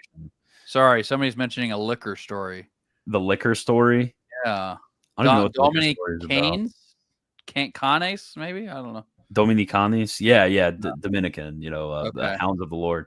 Yes. I don't know about what the liquor story is about, but Okay. growing up, I Right. grew up in a very, very white area, so like race wasn't really a thing that I thought of that much. Like I was kind of shielded from that sort of thing, but definitely once once the summer of love happened and I moved the year before I had moved down to near Orlando, so those sorts of things were already kind of popping up. And it really didn't really come to fruition where I would say that I have like a really healthy, like reasonable view of all of these issues. So when I became Catholic and I started reading Catholic authors talking about race and related issues. But yeah, that like George Floyd summer was probably a bigger issue for me than COVID was for sure. Yeah, yeah. Yeah, we'll talk more offline about. I am it. Yeah, well, now Mario's back, so I don't know if I should mention it. No, the Gen Z preoccupation with race I find very interesting and somewhat disturbing. But I think I understand somewhat where it comes from. Well, do you understand the fact that we've just been given like a very racially anemic 100%. Like, that's what I was literally about to say, that you've been berated for being white your whole life. Well, not really. And believe it or not, that was happening. I would say more so the fact that it's just like kind of at least what I heard growing up is, we're in this sort of like colorblind view of the world where it's like race isn't important. It doesn't matter. And it's a very like rootless way of thinking. Whereas like the teaching of the church very clearly affirms the reality of ethnic groups as distinct nations.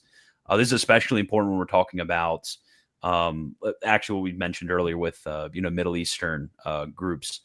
Also South American groups and indigenous peoples is very important as well. But like I feel like if you kind of don't discuss it at all and pretend like it doesn't exist, like could you be really that surprised when there's a bunch of people who come out with a really unhealthy view of it? No, like it doesn't surprise me at all. Yeah, no, I'm not surprised at all. But I do see most of what is out there as simply a reaction to brain dead ideological formation. Well, a lot of us are avowed reactionaries. A lot of Gen Z people we're reactionaries. We are reacting. And so I think that a lot of us, we just even self-identify as reacting. My perspective on race is pretty simple. I'm not a racialist. I'm not a eugenicist. I don't believe in any of that nonsense. I think all of that's satanic and gross. Yeah. But my perspective really simply is just that you have an organized massive displacement of white people and an active effort to replace them. And that's bad. And that's really it. It's really simple. It's just, I want my people to continue to exist. And I think the idea of erasing my people is satanic. And I am not a racialist. I don't believe that Black people or any other race for that matter are somehow spiritually deficient or that they're any less human. You're not like Corey Mahler or whatever his name is? No, Corey Mahler is an absolute idiot for what he believes on all of that. Yeah. But my view simplistically is just, I think the coordinated effort to displace a whole group of people and then systematically replace us with immigrants is bad. And I don't really think that's even that controversial. It's like when homogenous cultures tend to do better. And when you replace an entire culture with an alien culture and then expect that somehow it's going to remain the same, that just seems stupid. And for me as a Christian and me as a white guy in America, I like Christians and I like white guys, and I don't really want us to be replaced with Hindus or Muslims or whatever else. I kind of like what I am, and I like what my family is, and I kind of like the way that America looked in 2005. I kind of like the demographics. I don't see why white people are so bad. I don't even get it. So for me, I do enjoy being white. I think it's pretty cool. It's fun, they talk about the privilege or whatever. It's like, okay, We got some, that's part of the deal, it's part right. of I the wear a polo, right? I wear a polo and I got a gold watch and I, have a decent I don't vocabulary. have a gold watch because you're a little bit more of the white, Say what culture. you will. You have a good vocabulary, but I bad can't say don't say pronunciation. Say what you exactly really what I mean. feel. No, you know what I mean. You know what I mean by this, okay? Mario, did you hear me? You have a good vocabulary, but bad pronunciation. That's what you It's have. true. It's true. I do have a good vocabulary and bad pronunciation, but it's because I just learned to read recently. Yeah, exactly. Started Okay, reading. this would be an interesting. But I am curious. Why not? Obviously, there's more than just the papacy. But what was it about the papacy that you didn't find convincing? What was it about the papacy I didn't find convincing? Like, why did you go east instead of to the Catholic Church? Oh, why'd I go east? Man, I think a lot of it. So let's table the experiential emotional stuff, because I think that played a huge role. But that's not really compelling for an argument. But personally, that motivated me a lot. If we're thinking more along the lines of intellectually why, I think a lot of it had to do with the fact that I felt like there was a greater continuity in the way that our saints operate. Now, obviously, it's going to be contested. And I know that that's a contentious thing to say. And I'm not trying to talk about the people of your tradition that are significant in a disrespectful way. So forgive me if that's how it sounds. No, I'm not offended at all. But St. John of Shanghai and San Francisco, a lot of the different Orthodox saints I found deeply compelling. And I spent a lot of my time, because you remember how earlier I said I read a lot of what I enjoy. I'm not an apologist. So a lot of what I enjoyed was hagiographies. So I spent a lot of time reading hagiographies of the saints, and the hagiographies of the saints would also be, pre-schism saints, post-schism saints.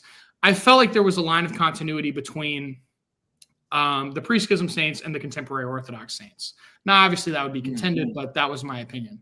And then when I read some of the post-schism Catholic saints, they didn't resonate with me as much. So I know that this is more of a feelings-based argument. It's not really super intellectual, but if I were to be completely honest, I found the continuity of Orthodox saints more compelling, and so I ended up becoming Eastern Orthodox, and that played a big role. Also, the fact that I was honestly more exposed to Eastern Orthodoxy than I was Roman Catholicism. So when I say that it wasn't so much a rebellion against Roman Catholicism, it's because Roman Catholicism wasn't really a big part of my life. I didn't have much of a concept for it. So it was more like, I think I actually went to an Eastern Orthodox service before I went to a Mass. And I think I went to Mass several times as a small child, but as an adult, my first experience was an Orthodox liturgy. So maybe as a minor, but I wasn't paying attention and I didn't care back then. Oh, yeah. Don't forget yeah. Let me speak Orthodoxy. my mind. Let a real guy speak real quick. A real man is speaking. Listen and learn. Walmart shoppers, a real man is speaking. Regarding the Western Rite, let's just say the way Wagner feels about Bislarpers in the Catholic Church is the way that I feel about the Western Rite. Need I say more? What ticks me off is that these guys are constantly siding with the people I deem schismatic on Twitter over the people I deem Orthodox. People I deem schismatic on Twitter. Right, and so from Wagner's point of view, the people that he deems schismatic are the people that the Bislarpers are always siding with. The problem is that they're basically Drake. They can't decide what they are. They have an absolute identity crisis, and because of that, they spend more of their time basically berating and talking condescendingly towards the people that gave them the faith from both of our paradigms perspective. And so they tick me off. I get really tired of it. I get so freaking tired of it. Yeah. Well, Christian, what would you say to that? Have you heard Mario talk about this aspect of the lack, in his words, the lack of continuity between the saints? I don't know. I think there's definitely something to be spoken about here, because we have to remember that there is a universality and also particularity when it comes to expressions of Christianity. Like, there's a universality. It's obviously the same, like one Lord, one faith, one baptism, etc. We have a unity of governance, sacraments, spirits, charisms. Like there's a sanctifying grace, a doctrine. Like there's a unity, an underlying unity. But there's also the fact that Catholicity does involve quite a few particularities, like as it goes through different times and different spaces. So like, it's not surprising to me at all that a 20th century saint in Spain is going to look different than a 15th century saint in, I don't know, Germany, or like these different expressions of Catholicity where they have the same underlying fundamentals, but it does look quite different. Like, to be perfectly honest, it looks very different to be Saint Fulgentius as it does to be, I don't know, St. John Paul II.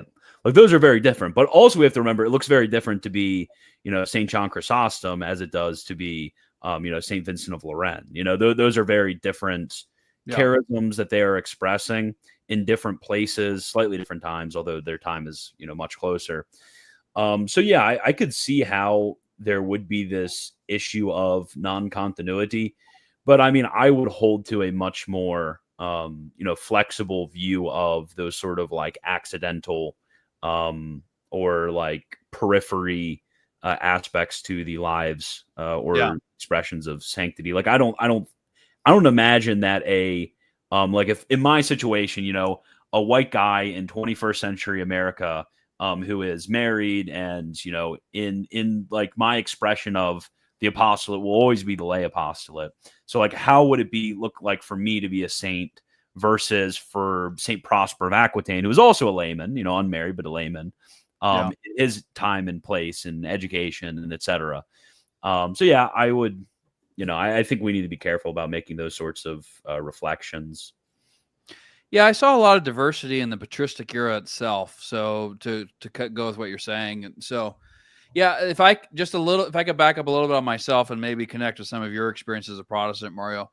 At the end of the day, I've often said it was a matter of love for me. The intellect played a huge role, and I'm not going to deny that. But at the end of the day, our Lord said, "If you love me, you'll obey my commandments."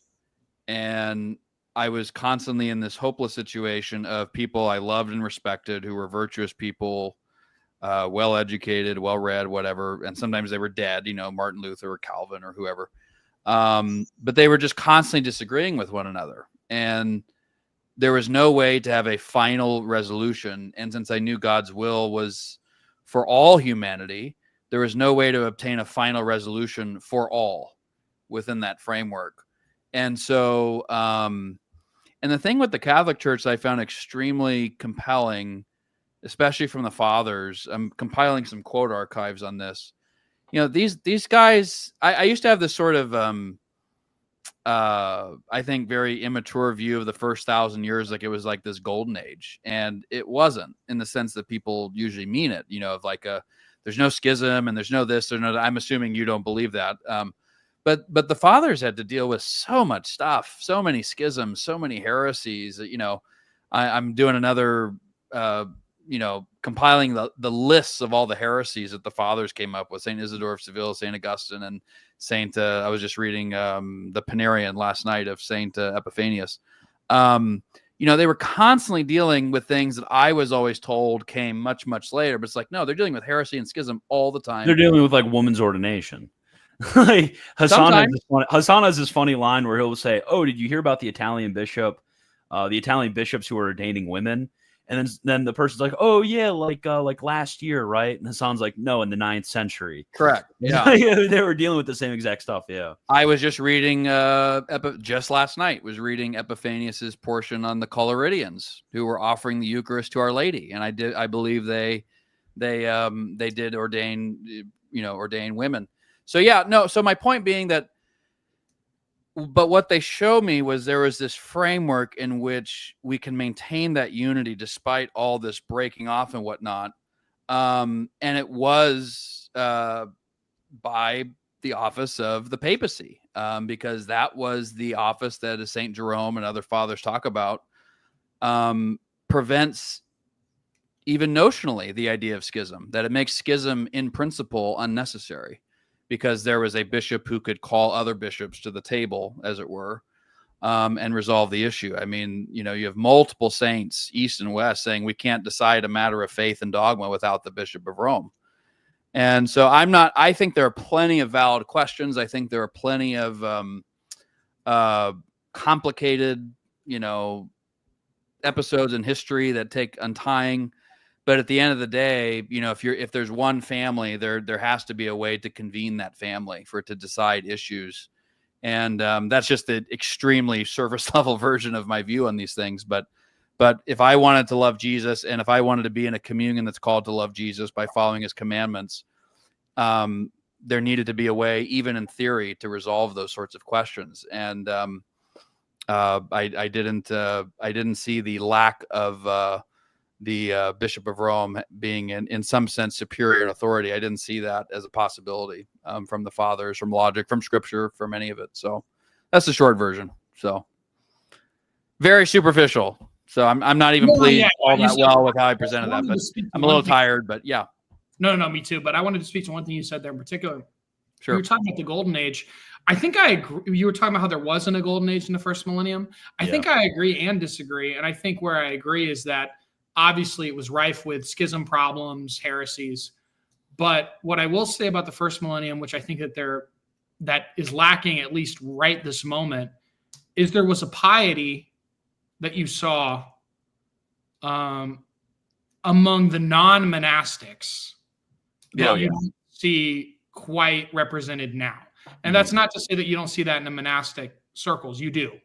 But among the non-monastics, there was a greater piety. So when I read the First Millennium Church, I'm actually shocked by how severe some of the application of the canons were and how severe. So, and I will say that regarding sexual ethics, and I'm sure that we would disagree to the severity. You might think the Orthodox are more liberal. I might think the Catholics are more liberal. But let's not get into all the weeds there. Sure. Objectively, they were stricter in how they applied the canons, and objectively, the sexual ethic was better in antiquity than it is now. So I would say I agree and I disagree. Do you get what I'm saying? 100%. Yeah, have you, by the way, ever come across when reading Lenten sermons by church fathers, they will casually mention how multiple married couples were abstaining throughout the entirety of Lent. That was just a casual thing. Those casually instruct people, not to have relations during pregnancy. I have met lay people that do things like this. I have met lay people that do things like this that actually do take St. Paul seriously when he talks about not coming together for a time. Mm-hmm. But this is not something you see as super common nowadays. It's not. And then, and you'll also see this sort of degradation of marriage by some trads where they'll talk about marriage as if it's an insignificant thing. Yeah. Or as if it's less holy. And as an Orthodox person, I understand it because we have St. John Kronstadt, who he and his wife basically lived as brother and sister. They didn't sleep together. And and that was pious. I consider that deeply pious and good. But you also have this other extreme where people will look at marriage as if it's somehow so vastly inferior to the monastics that there's no salvation there. And if you read St. John Chrysostom, that's just a lie. If you read St. John Chrysostom, he has such a high view of marriage and a high view of marriage's ability to save you. And that's why it's a sacrament. I mean, sacraments are salvific. Marriage is no different. The husband and wife do save each other. And we do believe that. So I guess regarding the point about the first millennium, I agree and I disagree. I agree that it wasn't some neat, organized structure, and it wasn't some golden age in regard to not dealing with conflict. But but the general piety of people was different, and you weren't in a post-industrial revolution, post-enlightenment, hyper-sexualized culture. So in that way, I pushed back slightly. But I don't think that's the point you were making. But So let me make a distinction. It was in some sense a golden age in that it's the age of the fathers, obviously. But there's a quote archive on the Eternal Christian website called Judas Within, enduring persecution within the church, or something like that. And I've got many, many more quotes to add to it, but I've actually found a shocking number of quotes, many of them from Eastern fathers, that will say things like the canons of the fathers are despised, the traditions of the fathers are despised, the saints are persecuted in the churches. I mean, you could have said what they were saying today, and there'd be no difference. I mean, there were massive schisms in the ancient church. Some of them may have even been bigger than the 1054. I mean, 1054, I don't think was perceived by most people at the time like we talk about it today. Not that it wasn't significant, but it wasn't this cataclysmic thing that we often look back. I mean, there were many Byzantine emperors who continued to be in communion with Rome, acknowledge its authority. Father Crean did an amazing book on the Council of Florence, basically showing documentary evidence that the Eastern hierarchs accepted it. True. And which included definitions about the papacy and whatnot. So, but one of the things I did find beautiful about the Catholic Church, and I'm not saying this theology is absent in Eastern Orthodoxy, not at all, but I'm saying one thing that I did find very compelling is that it gave, it showed me that the church is a family, and all families are dysfunctional to one degree or another this side of heaven. And it showed me that there was a method for resolving the difficulties within the family. And even if it doesn't happen in your lifetime, it will be resolved. So the way I would talk about the infallibility of the church, and I would simply apply this to the Pope as a Catholic, of course, under the right circumstances, is a more layman's way of describing infallibility is God will never require us to believe a lie to be part of his family. Like, it's that simple. Like, the family will never require us to believe a lie. And the chief father will never require us to believe a lie to be part of the family. I think that's kind of a layman's way to describe infallibility. And so with the modern world going as fast as it is, with all the different issues that come up with technology, the pill, I know I'm excited to see what Pope Leo says about AI and whatnot.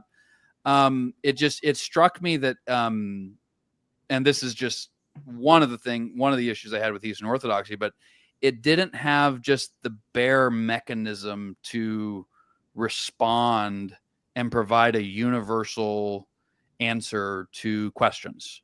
Fair enough.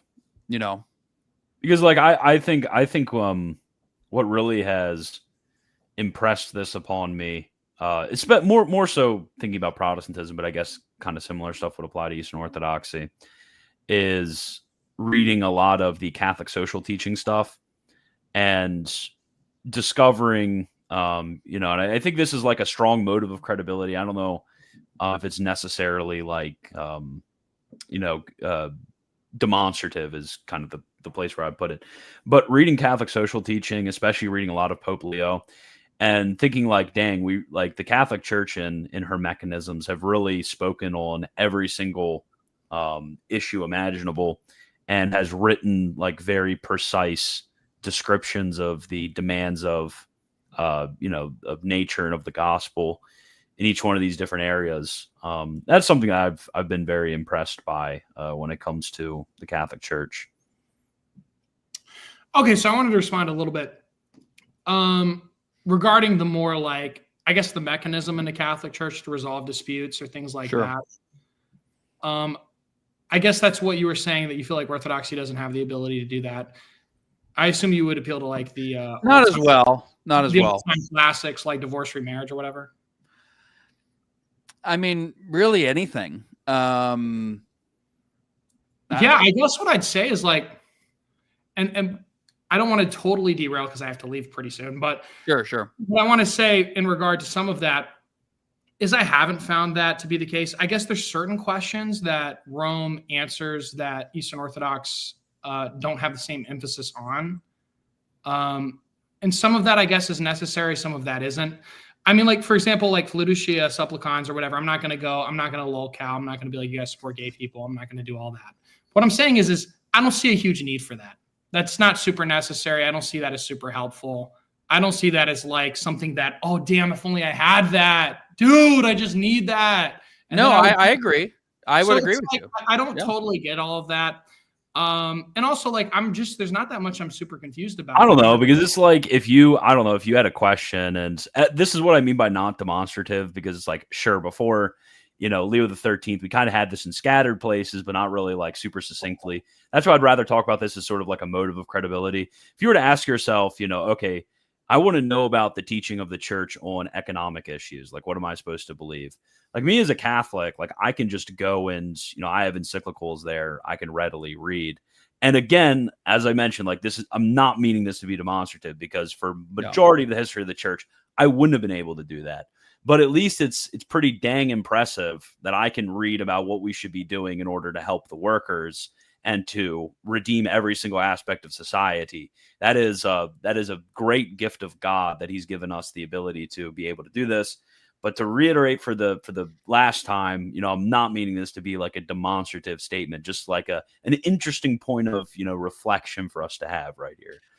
I remember I had a. Hassan said, I'm sorry, real briefly. Hassan says people have issues with Luducious subclines based on what YNs on Twitter say about it. Okay, Hassan. No, but even if you were to say, take the most Pine Sap Wagnerite reading of it, I still don't see how it's that helpful. So what I'm saying is it's not that helpful. Okay, I'm gonna be honest, it wasn't that helpful. In Catholicism, two questions. But that's like. Dude, that's like saying Christ. No, okay. From my perspective as an Orthodox person, when you say we have answers to some of these questions, I don't care about some of the questions you're talking about. Now, to some other person, right? For example, this I think would be really compelling if someone's on the fence. But for someone who is convinced Orthodox and has been in the church, I'm not really all that confused about what I believe. It's pretty clear, And then when you say, "Oh, well, there's a lot of ambiguity what do you believe about economic ambiguity about economics, ambiguity about what degree to support gay people, confusion about whether or not natural family planning is like super epic or it's not super epic. It's like, I don't really care. It's like, from my perspective. Well, you're getting married soon, I think, right? From my perspective. I mean, I think it's pretty, okay. So not again. Let me finish my thought. Go ahead. I'm about to cook on you. Get me and you'll mog me epic style. Well, hey, I'm listening, Christian Mario. You still like me. I'm not listening. I'm speaking over you. What? Joshua Charles is listening, and Wagner's formulating his response and not listening. That's the truth. Okay, I will listen. I'm joking. Now, I hold to a very, I understand. I'll try to keep it down. Understandable. Have a nice day. I'm going to keep it way down. I'm with you on all of that. I agree. I really do have to get off soon. I've been my Nana's caretaker. And we're just getting to the papacy right at the end, man. Okay. Well, sorry. No, it's okay. I'm my grandmother's caretaker, so I live. Oh, that's right. Yep. Yelling at your grandma right now. Elderly. So my grandmother walks out. She's like, "What are we doing? Why are we screaming?" "Sorry, Mom. I was having fun with my online friends." Fair enough. Okay. Fair enough. What I'm saying is, a lot of the times, the certainty that you guys are appealing to for certain issues are issues that I don't really care about.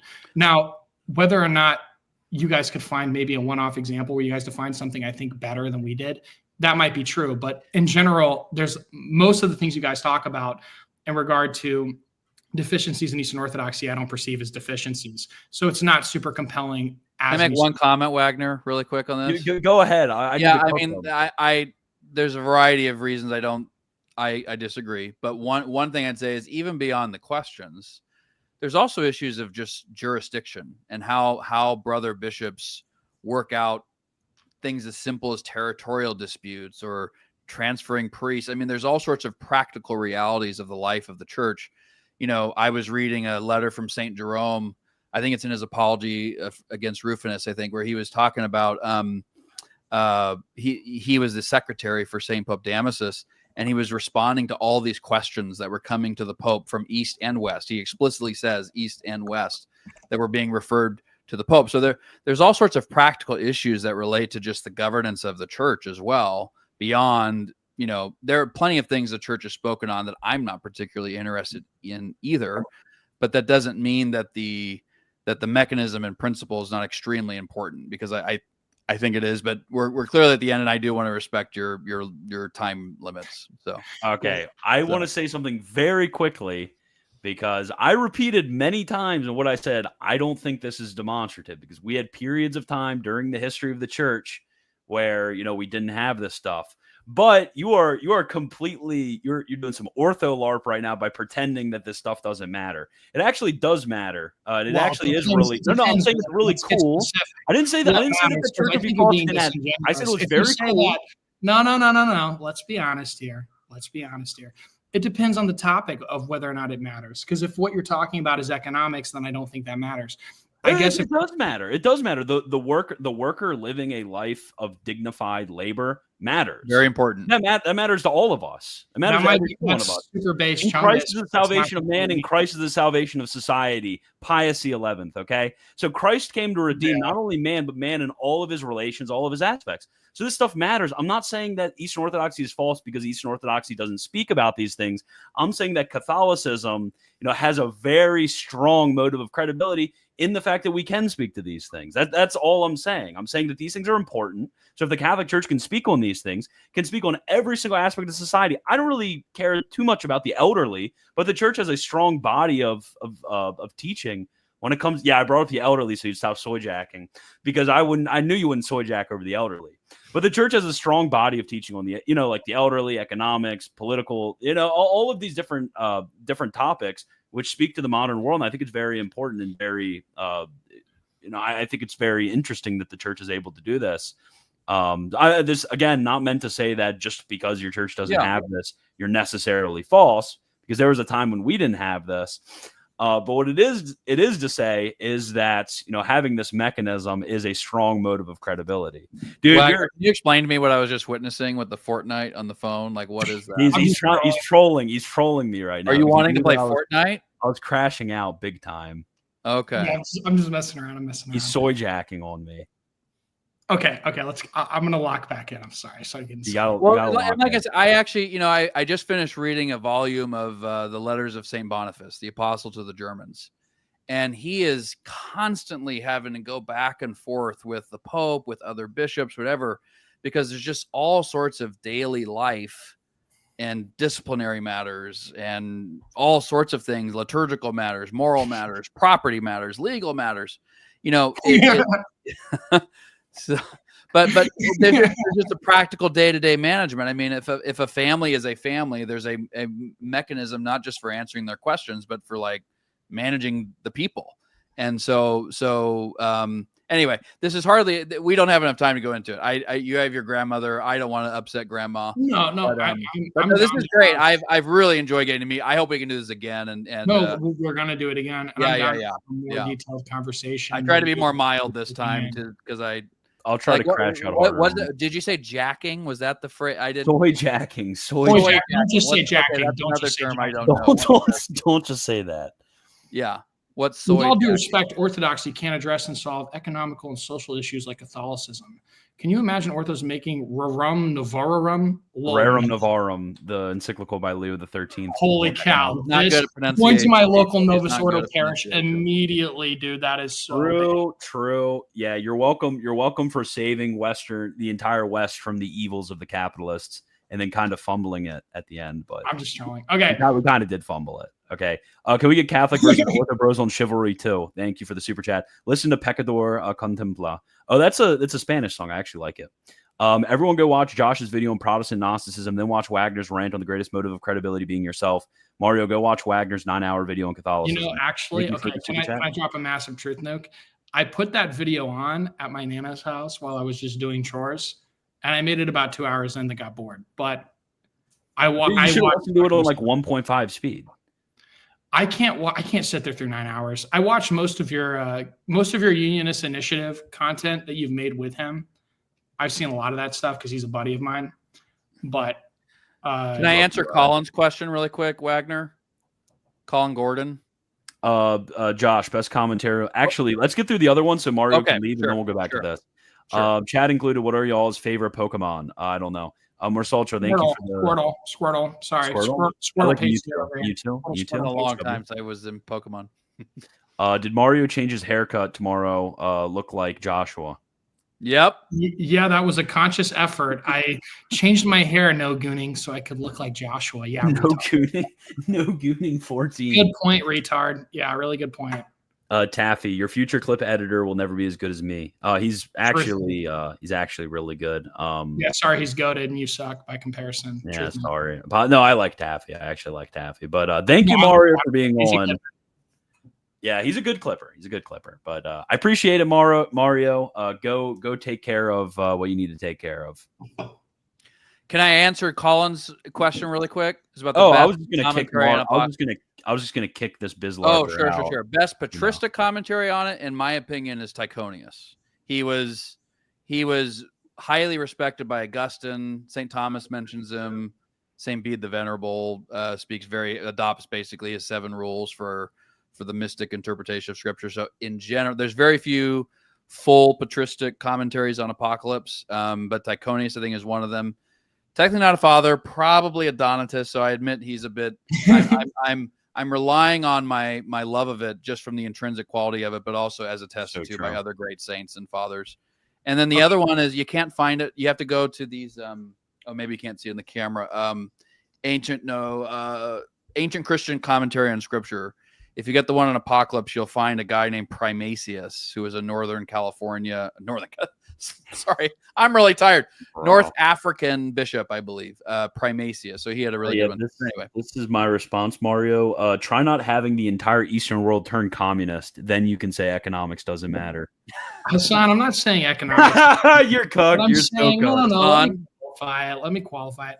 What I'm saying is you guys having a document about economics isn't going to make me become Roman Catholic when I'm Eastern Orthodox. There's a lot more than it's not just a document. There's Catholic some random economic. Oh, wow, look at that. That's really cool. Thing. But what I will say is everybody become Eastern Orthodox. Wagner, I love you. You know I love you. No homo. And Joshua Charles, I love you. No homo. Pause. And I will come back. I would love to talk to you more about this. But I've got things to attend to. God bless all of you. Appreciate Christian Mario out. I also hate Michael Lofton. Not actually. No, hey, dude, you can't hate anyone. I'm a Christian. I don't actually hate anybody. Everyone pray for Michael Lofton. He seems to be going down a crazy rabbit hole. So, and I don't actually hate him. It's a joke. I'm being silly, goofy goober. We love Michael Lofton. I'm going to make more parodies about him. God bless all of you. I'm out. Peace. Great to see you, Mario. Okay, I think there's another one. Joshua, do you know Charlie Kirk? Any thoughts on his comments on Our Lady? Oh man, when Christian Mario mentioned falling in love with the Theotokos, I was about to say, so you had a Charlie Kirk moment. I was really happy about that. I met Charlie once. He follows me on X, but he follows a lot of people on X, so that's probably not all that special. I don't know him. We have a lot of mutual friends. What I will say is simply pray for Charlie Kirk. I won't reveal some things I've been told by people who know him, but I think there's progress. So please be praying for Charlie Kirk. So, yeah, he follows almost 200,000. Yeah, exactly. Like I said, he did start following me right after we met, so he did look me up. But yeah, I highly doubt he knows who I am. Yeah, I feel like Charlie Kirk. That would be an interesting person if he did become Catholic. That would be a very interesting conversion right there, and I could see it, and I think that would do a lot of good. Yeah, for upping and also uniting a lot. I think that's we can't go on forever with this stream, but sure. I think this is going to be an aspect in the future, which is going to be very positive. Is a lot of these right-wing Catholics. We have a lot of these right-wing political figures becoming Catholic, which, it's been a trend. If this is understood properly, this could very easily unite a lot of the right wing. And also bring a lot of doctrinal clarity to the positions of the right wing and to hammer into place different aspects. But before a lot of the converts, hopefully will understand the economic and political weight of papal teaching, Well, one thing that that has struck me is I don't think Protestants can consistently love Western civilization. I think some Protestants can, but most of them, like the average evangelical, when you think through their theology and the facts of history, you do really have to despise most of what our civilization has produced. And so I don't think that's a recipe for preserving anything, is my point. So, yeah, to reinforce what you were saying. Yeah, exactly. Hassan, he accidentally called me right now. He said that he needs to chat with you soon. So I would love to chat with Hassan. Yeah. Okay. Well, I think we're about this done long. Here. Over 2 hours. Yeah, we've gone longer than you told me we would both times, Wagner. So yeah, exactly. We have a lot to yap about. We've yapped for almost 4 hours now over the last. Yeah, no, it's great. I'm honored to be here, and I'm learning a lot. And there were so many things we could barely talk about that are worth really digging into some more. But it was great, and I do think these good faith discussions will probably be a lot more helpful than debates in many cases. So I welcome them. So Yeah, absolutely. Oh, my yeah. Protestant facial hair. Yes, somebody did. I meant to mention this. Either you do long beard or you do clean shaven. There's no this Protestant trim beard. This was part of the eschatological warm up to COVID. Is I went to the Benedictine monastery in Norcia, Christmas. So like December 27th to like January. I think it was Epiphany actually. Then we went to Rome, but I let my beard grow out for like 5 months before that, something like that. And it was very long, and I should send some pictures and show you guys at some point, but it's just, the thing is, it gets very itchy. So I'll think about it. You're not the only one that's mentioned this. I'll think about it. I don't think this is Protestant, but I'll think about it. I think it's more Anglo than Protestant. So yeah, that's true. Yeah. Okay, well, thank you everybody for watching. Follow Joshua T. Charles, I think is your Twitter handle. Josh T. Charles, I can't remember. Joshua T. Charles, yeah. Joshua T. Charles. Follow him on Twitter. I pinned a message in the live chat. My Telegram, I actually do have a Telegram, and I post on it. So if anybody out there wants to follow, my posts and don't want to have to do the whole Twitter thing where you go through everything, my more important posts are on Telegram as well. So I always forget to mention this. I didn't know that.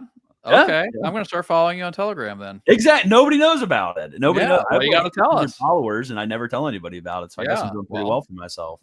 Yeah. But yeah, I would rather, I do not like being on Twitter. I think I'm going to turn it into some sort of effort posting place so everyone can unfollow me. Instantly. I don't know what that means either. Effort post. You are a grade A effort poster. An effort poster? Effort, like EFF. Oh, effort. I was like, effort. That sounds bad.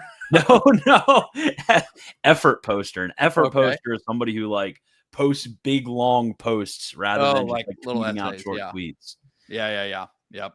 Yeah, you are an effort poster. I want to turn into an effort poster, not getting like the replies and all that stuff. That's actually how my X account went from just a few thousand to over 50. I would write these. No, seriously, I would write these essays on the church fathers, and that's what seemed to, and how they made me Catholic, and that just seemed to be, helpful to a lot of people. So yeah, there you go. Maybe I'll have to be an effort poster, but yeah, thank you, Josh. Let's enunciate the effort. Effort. Sorry, I guess it keeps sounding like something else. Effort poster. Effort poster. Thank you. No, not the effort poster. No, effort poster. Okay, that's all. I gotta, all right, get ready for bed. It's only 9:30. I gotta get ready for bed. But yeah. Thank you, Joshua. This was awesome. Absolutely, man. All right. Thank you. Talk to all you guys later. God bless.